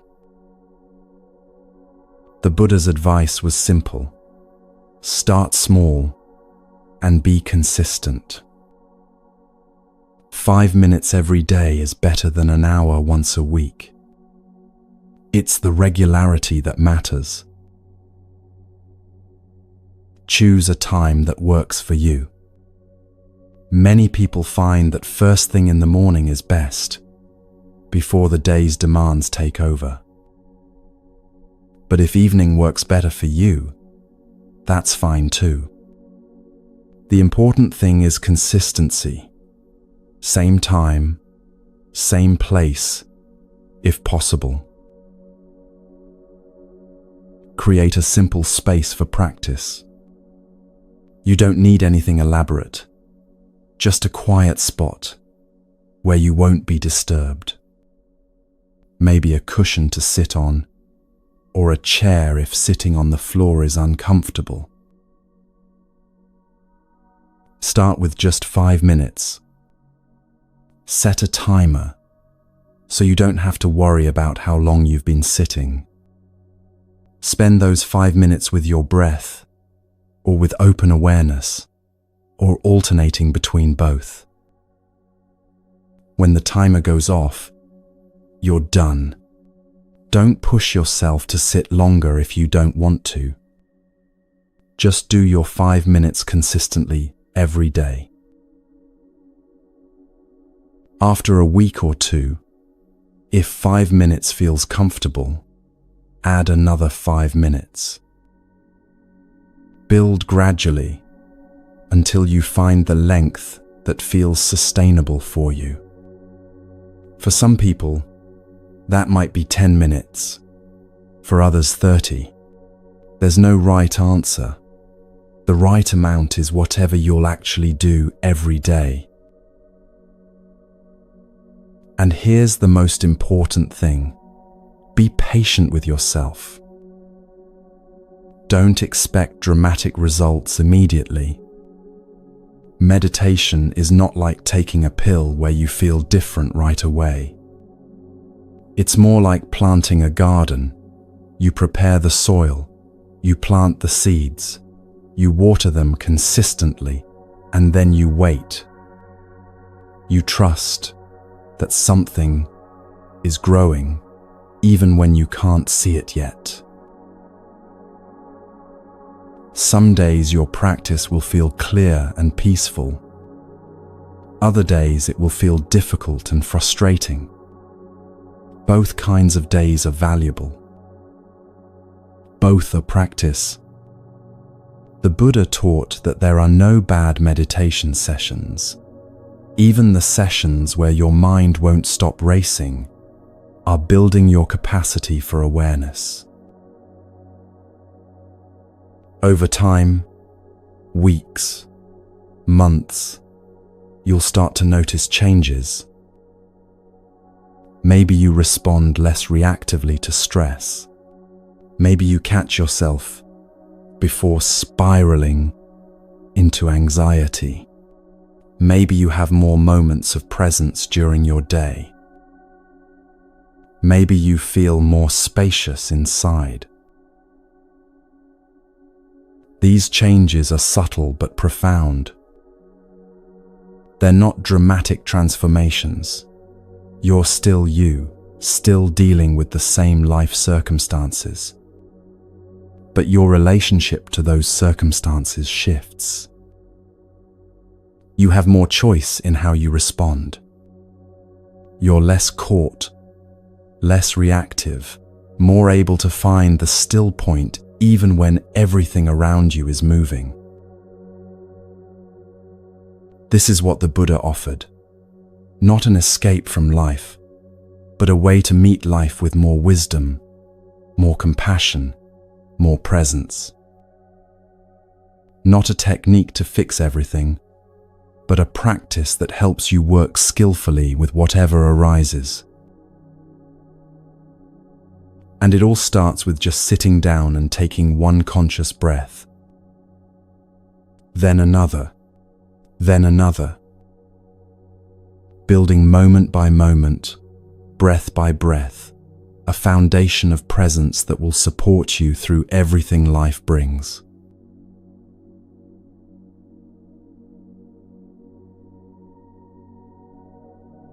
Understanding the mind is powerful. Practicing presence is transformative. But now comes the real work, bringing these teachings into your actual life, into the messy, complicated, beautiful reality of daily existence. The Buddha didn't teach meditation just so you could have peaceful moments on a cushion. He taught it so you could live with more freedom, more wisdom, more peace in every moment. He wanted you to find that still center not just when things are calm, but especially when life is throwing everything at you at once. So, let's talk about how to actually do this. How to take these ancient teachings and make them work in your modern life with all its demands and challenges and unexpected turns. There's a story about a Zen master that cuts right to the heart of one of life's deepest challenges. This master had a favorite teacup. It was a beautiful cup, simple but elegant, perfectly weighted in the hand. Every morning he would drink his tea from this cup, appreciating its smooth glaze, the way it held warmth, the satisfaction of wrapping his fingers around it. His students noticed how much he loved this cup, how carefully he handled it, how he would sometimes just look at it with obvious pleasure. One day, a student asked him, "Teacher, you seem very attached to that cup. I thought we were supposed to practice non-attachment. How can you love something so much and still be free from attachment?" The master smiled and held up the cup, turning it slowly in the light. "I love this cup very much," he said. I appreciate its beauty every day. I take pleasure in using it. But you see, in my mind, this cup is already broken. The students looked confused. The cup was clearly intact, solid, unbroken. "What do you mean?" the student asked. The master explained, "I know that one day, someone will knock this cup off the table. Or it will slip from my hands. Or it will crack from temperature change. Or I will die, and someone else will break it. This cup's breaking is inevitable. It's already broken. I just get to enjoy it until the breaking becomes visible." He paused, letting this sink in. "Because I know it's already broken, I appreciate it more deeply now. I'm not desperately trying to preserve it forever, which is impossible. I'm not living in fear of the day it breaks. I'm just here with it now, grateful for its presence while it lasts. And when it does break, and it will, I'll be sad, yes, but I won't be shattered, because I've already accepted its impermanence. I'm living in peace with what is, not in fear of what will be." This teaching goes so much deeper than cups. It's about everything in your life that you love, everything that matters to you, everything you're afraid to lose. Your relationships, they're already broken. Not because anything is wrong with them now, but because all relationships change and eventually end, whether through growing apart or death. Every person you love, you will lose, eventually, one way or another. This isn't pessimism, it's reality. It's the truth of impermanence we talked about earlier. Your health, it's already broken. Right now you might feel strong and capable, but your body is aging every single day, moving toward decline and eventual death. This isn't morbid, it's simply true. Your youth is already gone or going. Your physical abilities will diminish.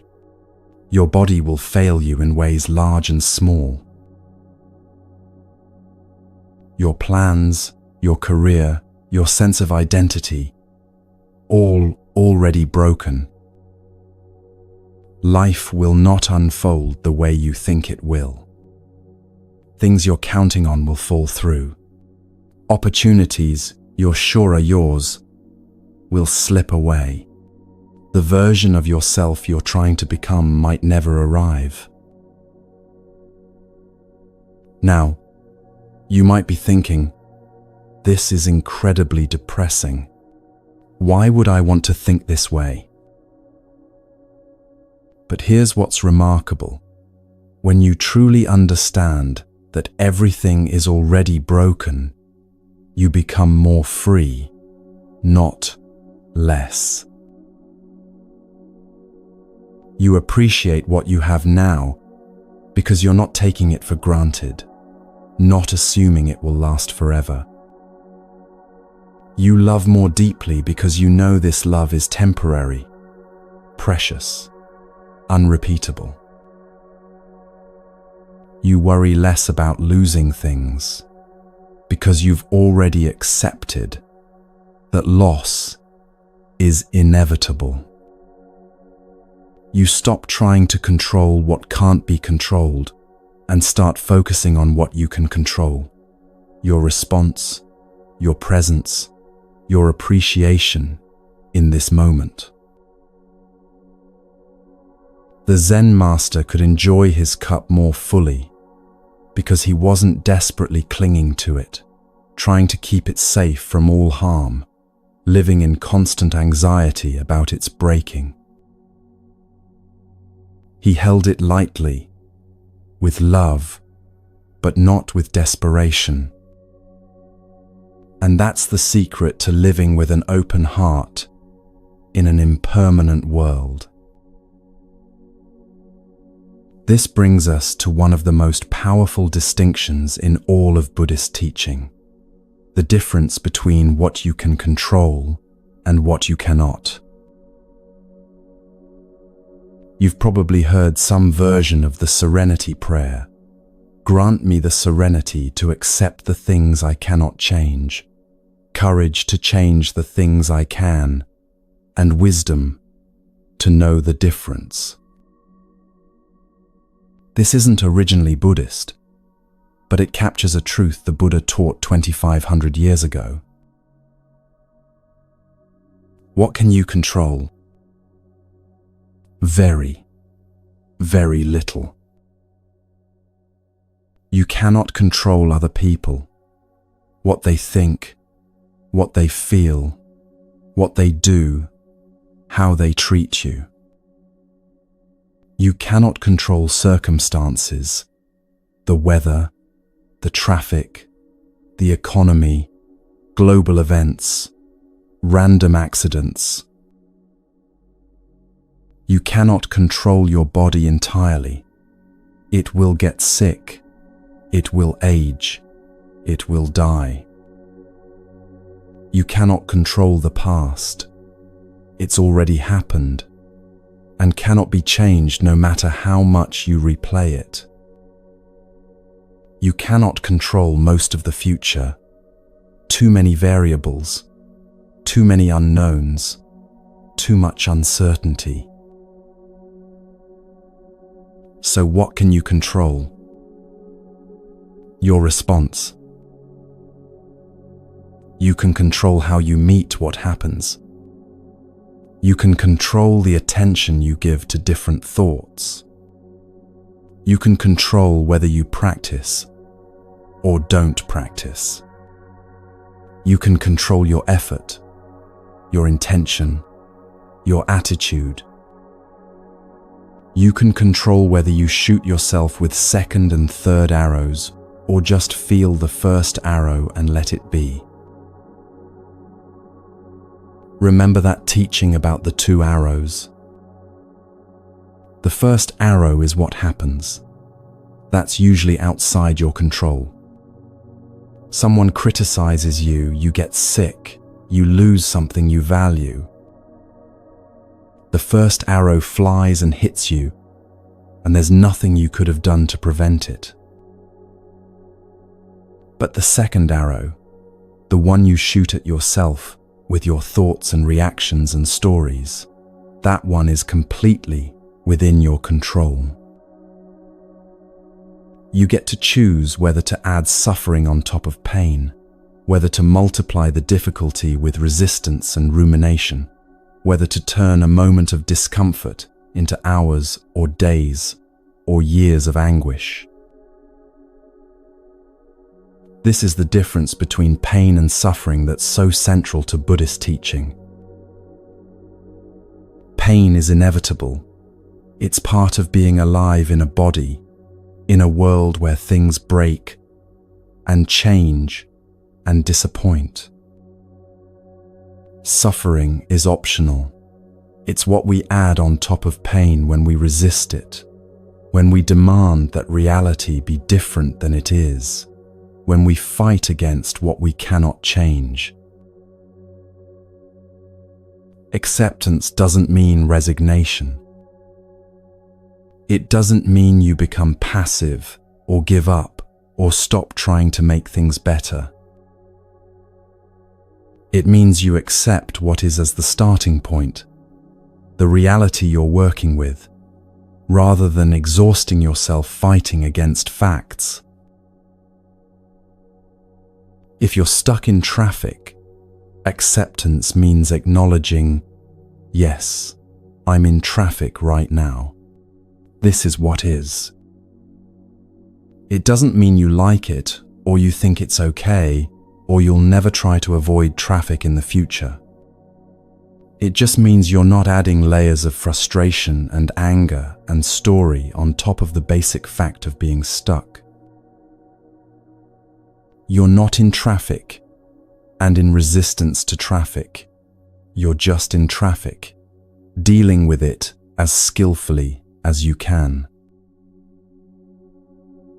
If someone you love is sick, acceptance means acknowledging the reality of their illness without pretending it's not happening or spiraling into catastrophic thinking about worst-case scenarios.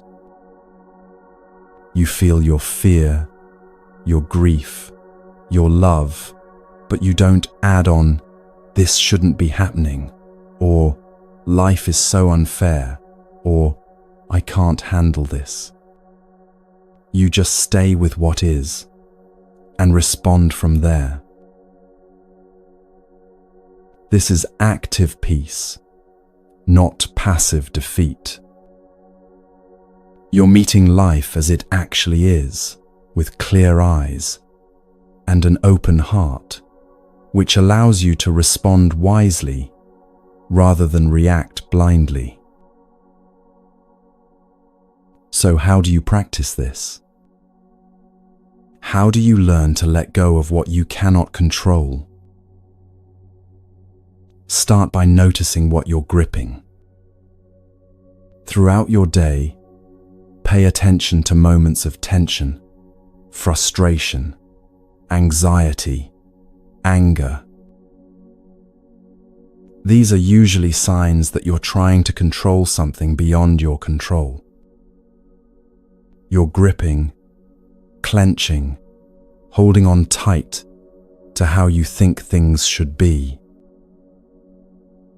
When you notice this gripping, and you can often feel it physically in your body, as tension in your jaw, your shoulders, your belly, pause and ask yourself, what am I trying to control right now that I actually cannot control? Maybe you're trying to control someone else's opinion of you. Maybe you're trying to control how a situation turns out. Maybe you're trying to control your own thoughts or feelings, demanding that you feel differently than you do. Just identify what you're gripping. Then ask, what can I actually control in this situation? Usually the answer is, my response, my attitude, my next action. That's it. That's all you ever really control.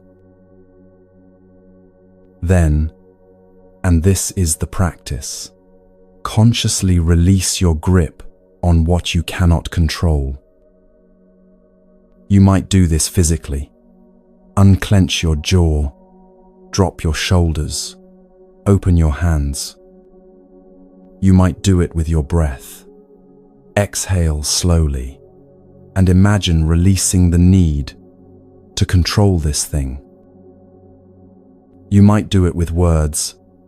I release my need to control this. I accept what is.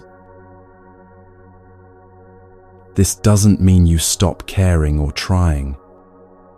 It means you stop exhausting yourself, pushing against doors that are locked, trying to change things beyond your influence, demanding that reality be other than it is. You conserve your energy for what you can actually affect: your own mind, your own actions, your own cultivation of peace and wisdom. I knew someone, let's call her Maria, who practiced this teaching when her adult son was struggling with addiction. She couldn't control whether he used drugs. She couldn't control whether he called her back. She couldn't control the choices he made or the path his life took. For years, she exhausted herself trying anyway, calling constantly, showing up uninvited, attempting to manage his life, lying awake at night worrying.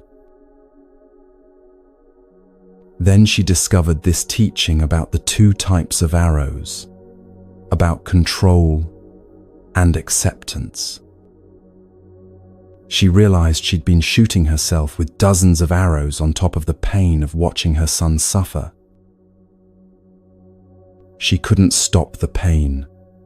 Loving someone who's struggling is painful, and that's the first arrow. But she could stop adding all the other arrows, the guilt about what she should have done differently, the shame about having a son with addiction, the constant anxiety about future disasters, the resentment at him for causing her worry. She practiced letting go of what she couldn't control, his choices, and focusing on what she could control, her own responses, her own boundaries, her own mental health. She told him she loved him and would support his recovery if he chose it, but she would no longer try to manage his life for him. She started going to therapy, practicing meditation, building a life that wasn't centered entirely on his crisis. Did her son immediately get better? No. That's not how this works. But something profound changed in Maria. She found peace even in the middle of this painful situation.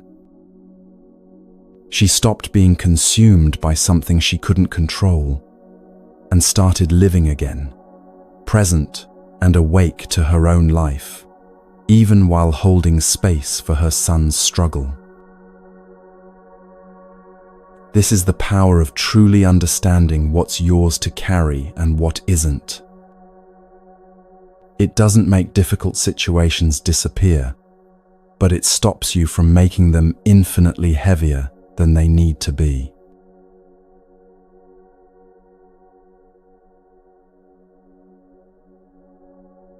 Now let's talk about something that challenges almost everyone: criticism, judgment, other people's opinions. Remember that story we explored earlier? The man who came to the Buddha hurling insults, and the Buddha asked him, if someone offers you a gift and you don't accept it, to whom does the gift belong? This teaching is so practical, so immediately useful in daily life, that I want to give you specific ways to apply it. Every day, people will offer you gifts you didn't ask for. A colleague will make a sarcastic comment about your work. A family member will criticize your choices. A stranger on the internet will leave a harsh judgment. A friend will offer unsolicited advice wrapped in concern. These are all gifts, packages of their own thoughts, feelings, projections, insecurities, pain. And you get to decide whether to accept them. The Buddha's question transforms everything. To whom does this belong if I don't accept it? Someone says you're not good enough. That's their thought, their assessment, their internal experience. If you don't pick it up and make it yours, if you don't unwrap that package and try it on and carry it with you, then whose thought is it? Theirs. Still theirs. Always theirs. Now, This doesn't mean you dismiss all feedback, or become arrogant, or stop listening to others. The Buddha taught something very useful here too: the practice of right speech. Right speech is one of the steps on the Eightfold Path, the Buddha's guide to living wisely. And while it's usually taught as guidance for how you should speak, it's equally valuable as a filter for how you receive what others say. The Buddha taught 3 questions to ask before speaking, and you can ask these same 3 questions before accepting what others say to you.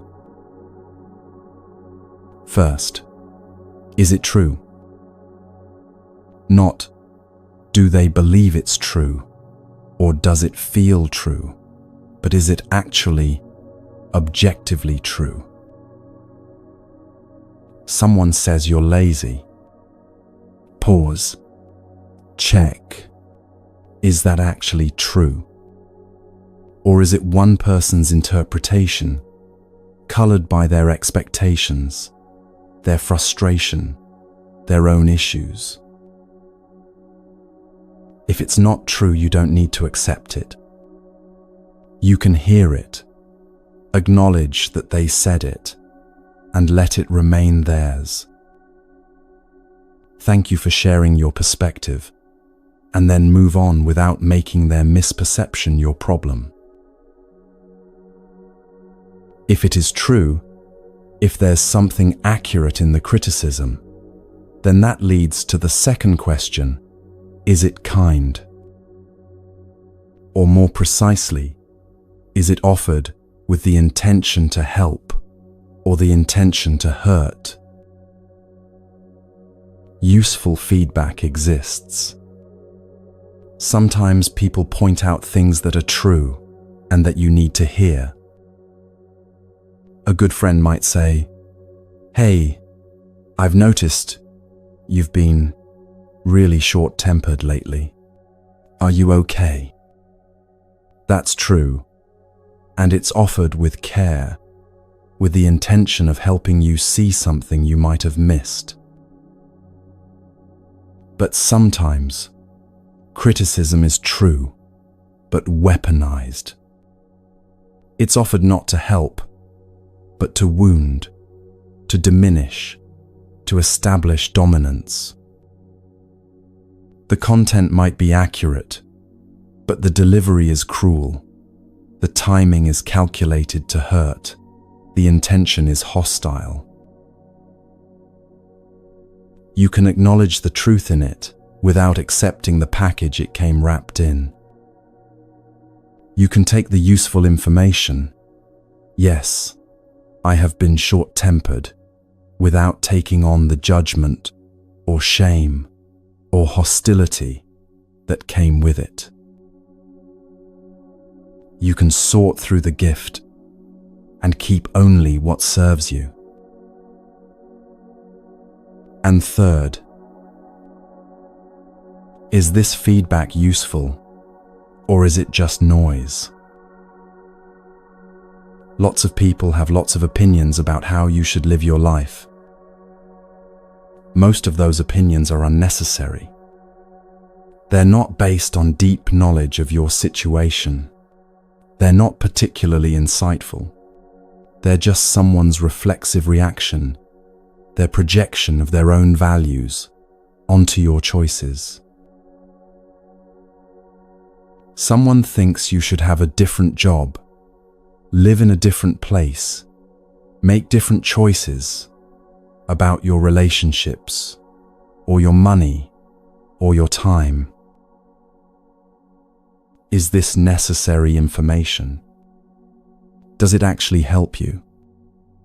Or is it just someone else's preference that they're trying to impose on your life? If it's not necessary, if it's not actually useful to you, you don't need to accept it. You can smile, nod, let it pass right through you, like wind through an open window. These three filters, true, kind, necessary, help you develop what the Buddha called equanimity in the face of praise and blame. Equanimity doesn't mean you don't care what people think. It means your sense of self, your peace of mind, your direction in life aren't determined by other people's opinions. You remain centered, stable, rooted in your own clarity about who you are and what matters to you. Think of yourself as a mountain. Weather patterns move around the mountain. Storms, sunshine, wind, calm. The mountain doesn't change based on the weather. It doesn't become a different mountain when it rains or when the sun shines. It stands solid, rooted deep in the earth, letting the weather be whatever it is. Other people's opinions are weather patterns. Some days they praise you, sunshine. Other days they criticize you, storms. Neither changes who you actually are. You're the mountain, stable and present, letting the weather move through without being defined by it. So when criticism comes, and it will come, it comes for everyone. Practice this. First, pause. Take 3 breaths before responding or reacting. In those 3 breaths, you create space between the stimulus and your response. You give yourself a chance to choose wisdom over reaction. Second, check in with yourself. Is this criticism about them or about me?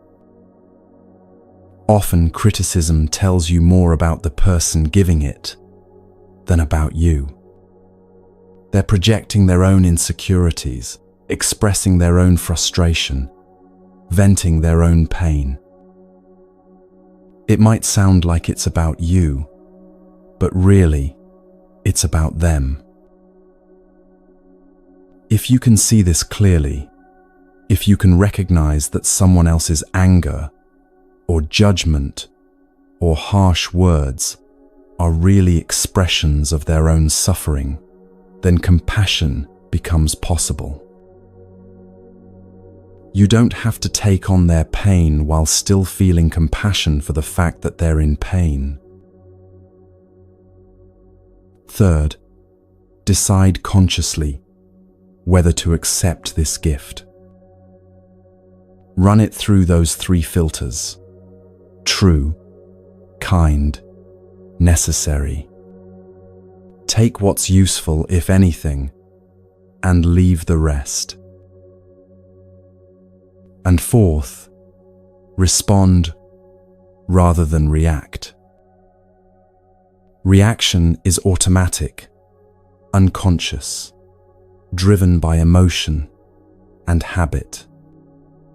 Response is chosen, conscious, aligned with your values and intentions. You might respond with curiosity. Can you tell me more about what you mean? You might respond with boundaries. I appreciate your perspective, but I'm confident in my choice.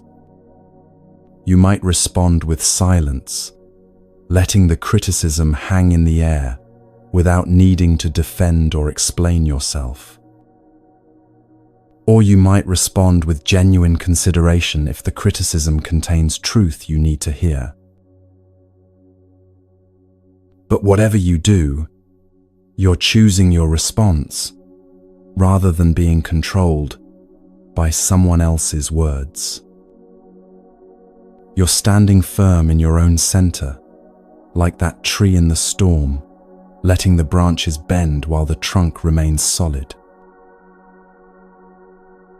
This practice transforms your relationship with criticism from something that devastates you into something that simply happens, that you can meet with wisdom and equanimity and peace.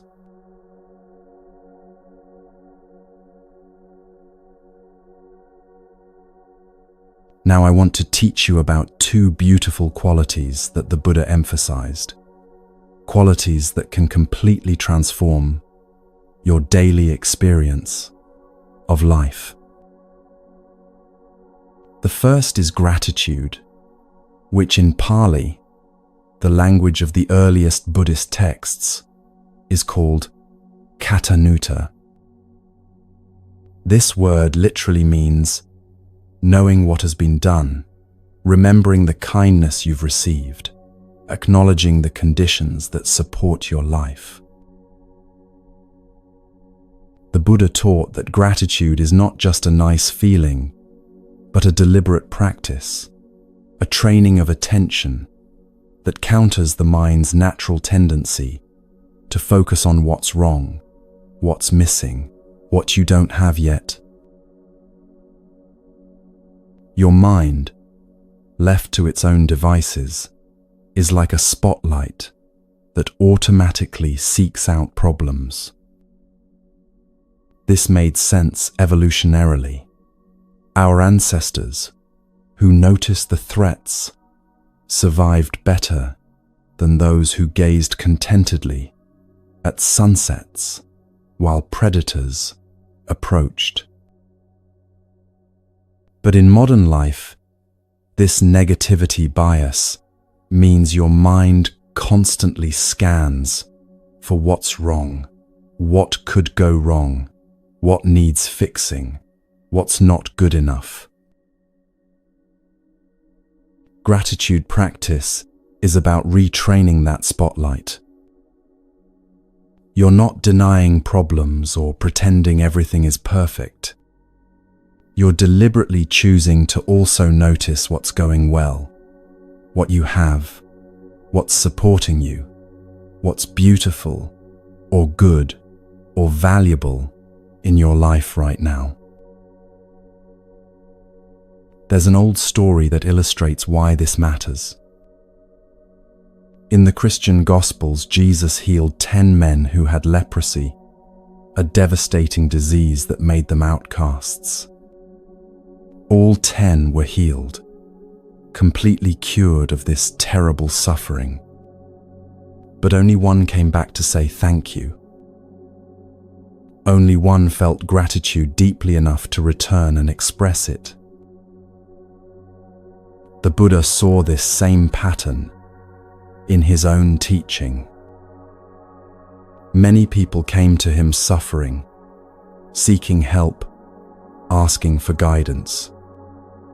He would teach them. They would practice. They would find relief from their suffering.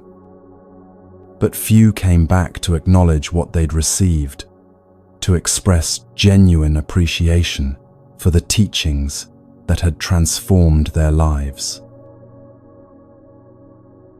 This isn't because people are bad or selfish. It's because the mind, once it gets what it wants, immediately moves on to the next thing it doesn't have. You get that job you wanted, and within a week, your mind is already focused on the challenges of the job, what's difficult about it, what you wish were different. You heal from an illness, and quickly your mind forgets the gratitude you felt when you were sick and just wanting to feel normal again. The practice of gratitude is about interrupting this automatic pattern. It's about pausing to actually notice and acknowledge what's here, what's working, what you've been given. Here's how to practice this, based on both the Buddha's teachings and what modern research has confirmed works. Every morning or every evening, choose a consistent time. Identify 3 things you're grateful for. 3 specific things from that day or from your life right now. The key is specificity. Don't just say, "I'm grateful for my family." That's too general, too abstract, and your mind will just glide over it without really feeling anything. Instead, "I'm grateful for the way my daughter laughed at breakfast this morning, the sound of pure joy that filled the kitchen."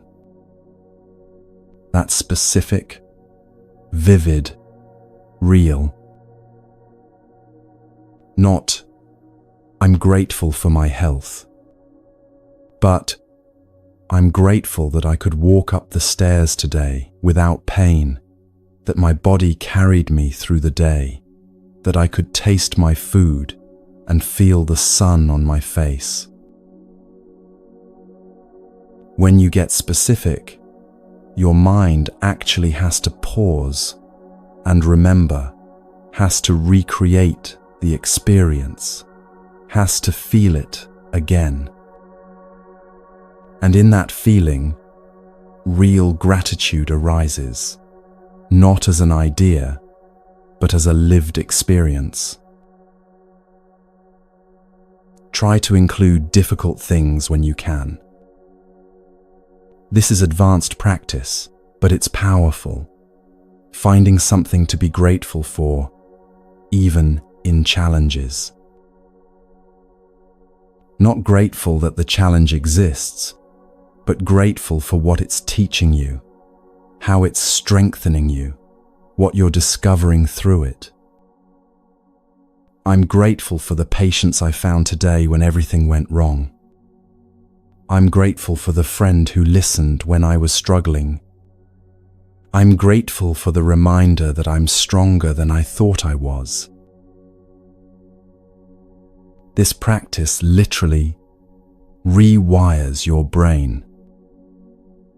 Scientists have found that consistent gratitude practice strengthens neural pathways associated with noticing positive experiences and weakens the automatic negativity bias. You're not just feeling better in the moment. You're training your mind to naturally notice more of what's good, more of what's working, more of what you have, rather than what you lack. And this leads us to the second beautiful quality, mudita. Mudita is often translated as sympathetic joy or appreciative joy. It means feeling genuine happiness when good things happen to others.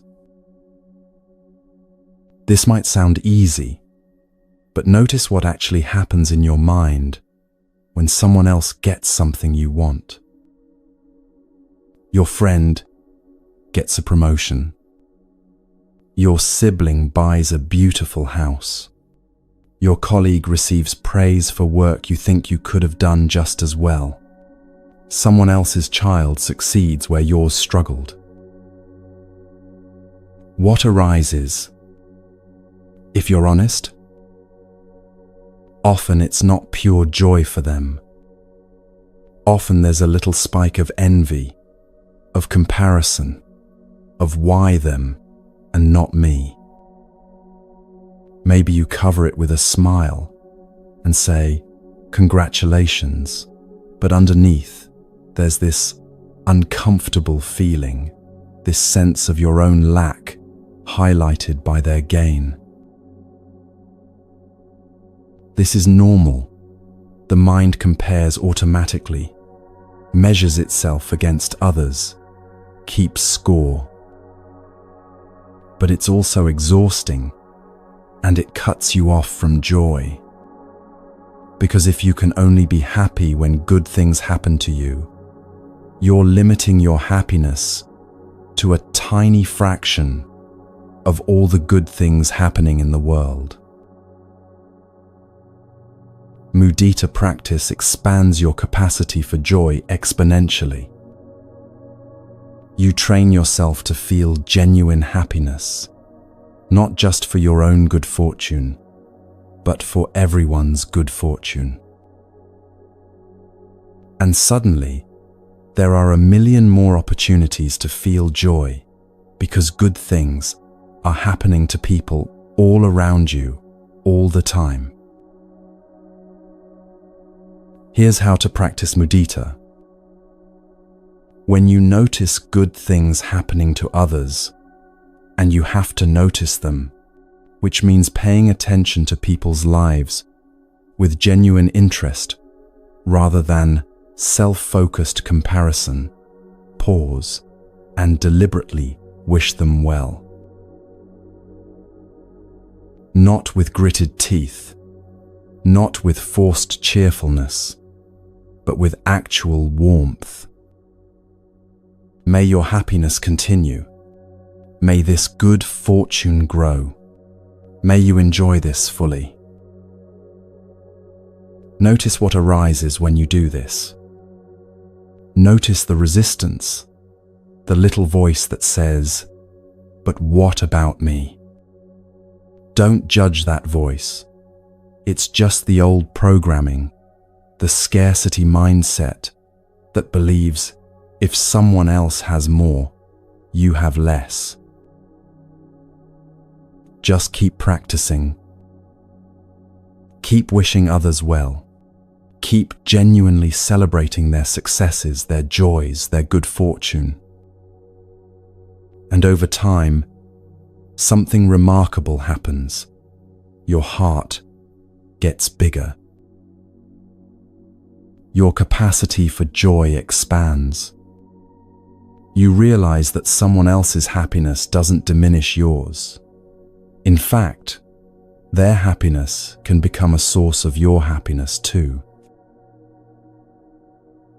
This is one of the most countercultural practices in Buddhism, because our whole society is built on competition, comparison, zero-sum thinking. But the Buddha taught that joy is not a limited resource. There's not a finite amount of happiness in the world such that if someone else has some, there's less for you. Joy multiplies when it's shared, when it's celebrated, when you allow yourself to feel happiness for others as well as for yourself. Together, gratitude and mudita transform your daily experience. You start noticing more good, both in your own life and in the lives around you. You start feeling more joy, not because your circumstances are perfect, but because you've trained your mind to recognize and appreciate what's already here, what's already good. These aren't just positive thinking exercises. They're training in reality, in seeing clearly all of what's present, not just the problems and challenges, but also the beauty and goodness and countless conditions that support your existence right now.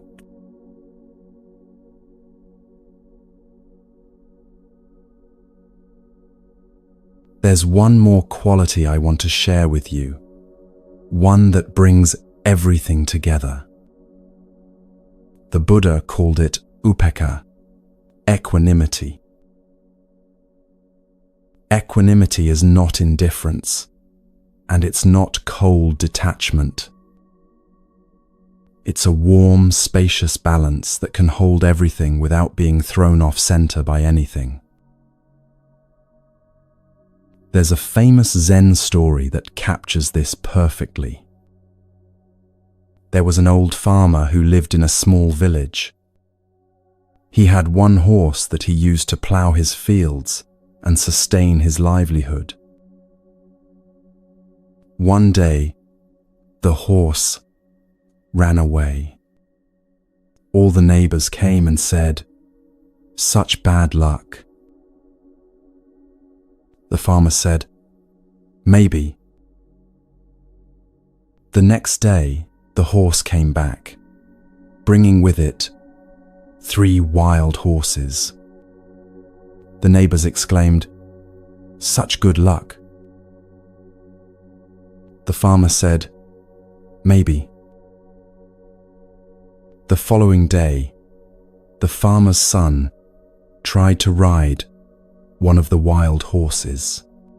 He was thrown off and broke his leg. The neighbors said, "Such bad luck." The farmer said, "Maybe." The day after that, military officials came to the village to draft young men into the army for a war. They didn't take the farmer's son because his leg was broken. The neighbors said, "Such good luck." The farmer said, "Maybe."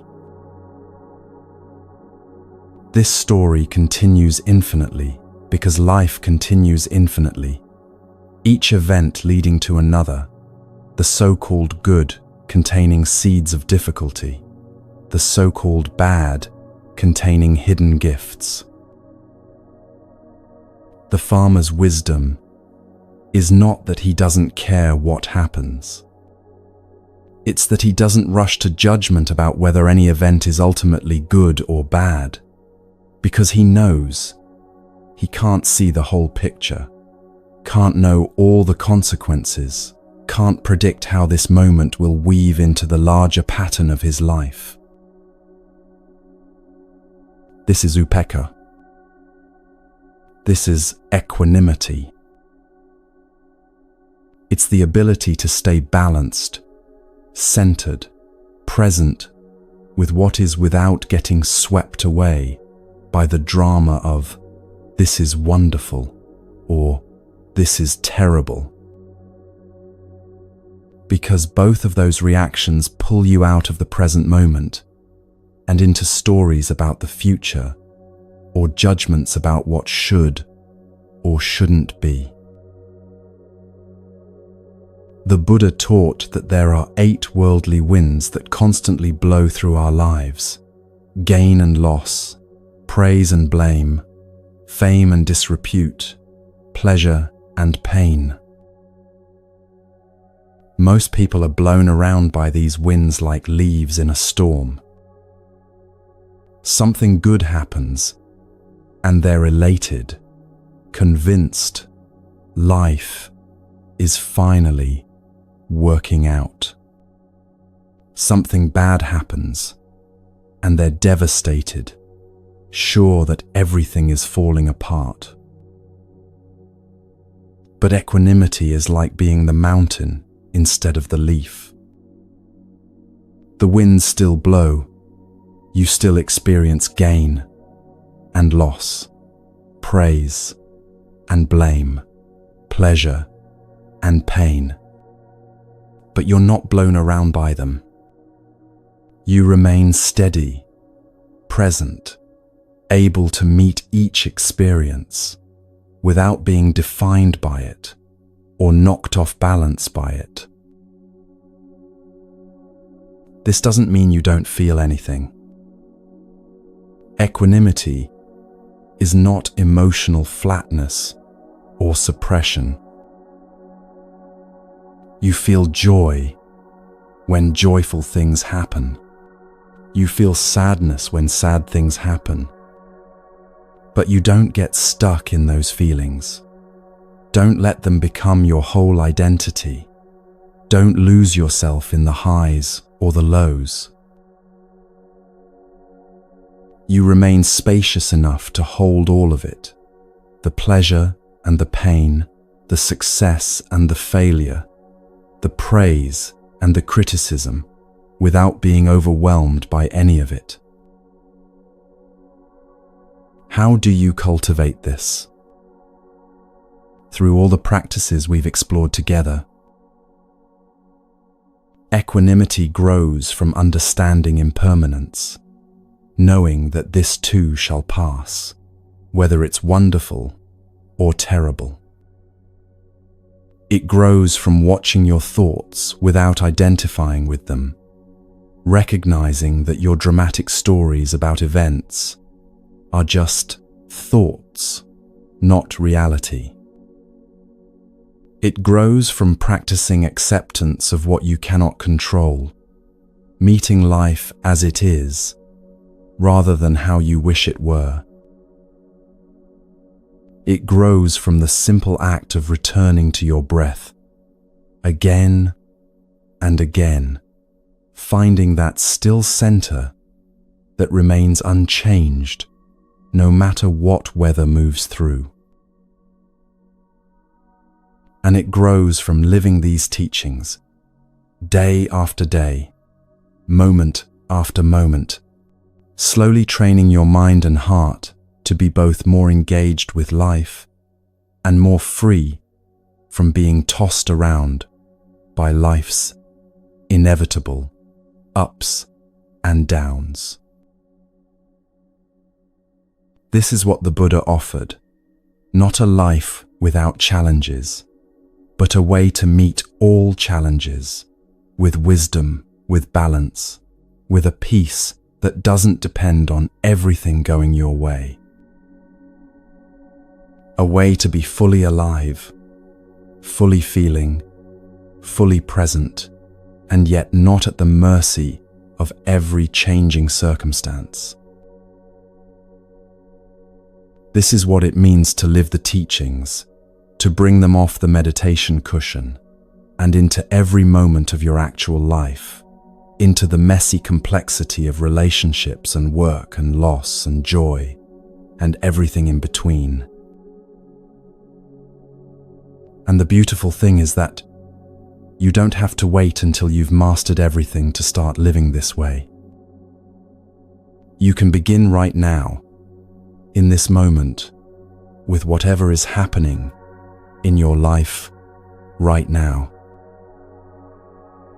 One conscious breath, one moment of presence, one choice to respond rather than react, one expression of gratitude, one moment of letting go of what you cannot control.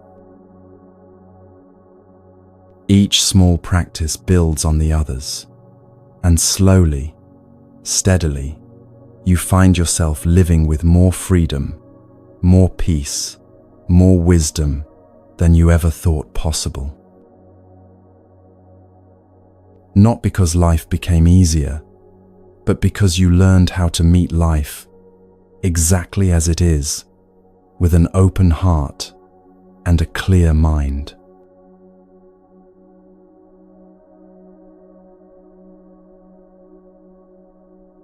So here we are, 3 hours later, and something has shifted. Not everything. You're still you. Your life is still your life.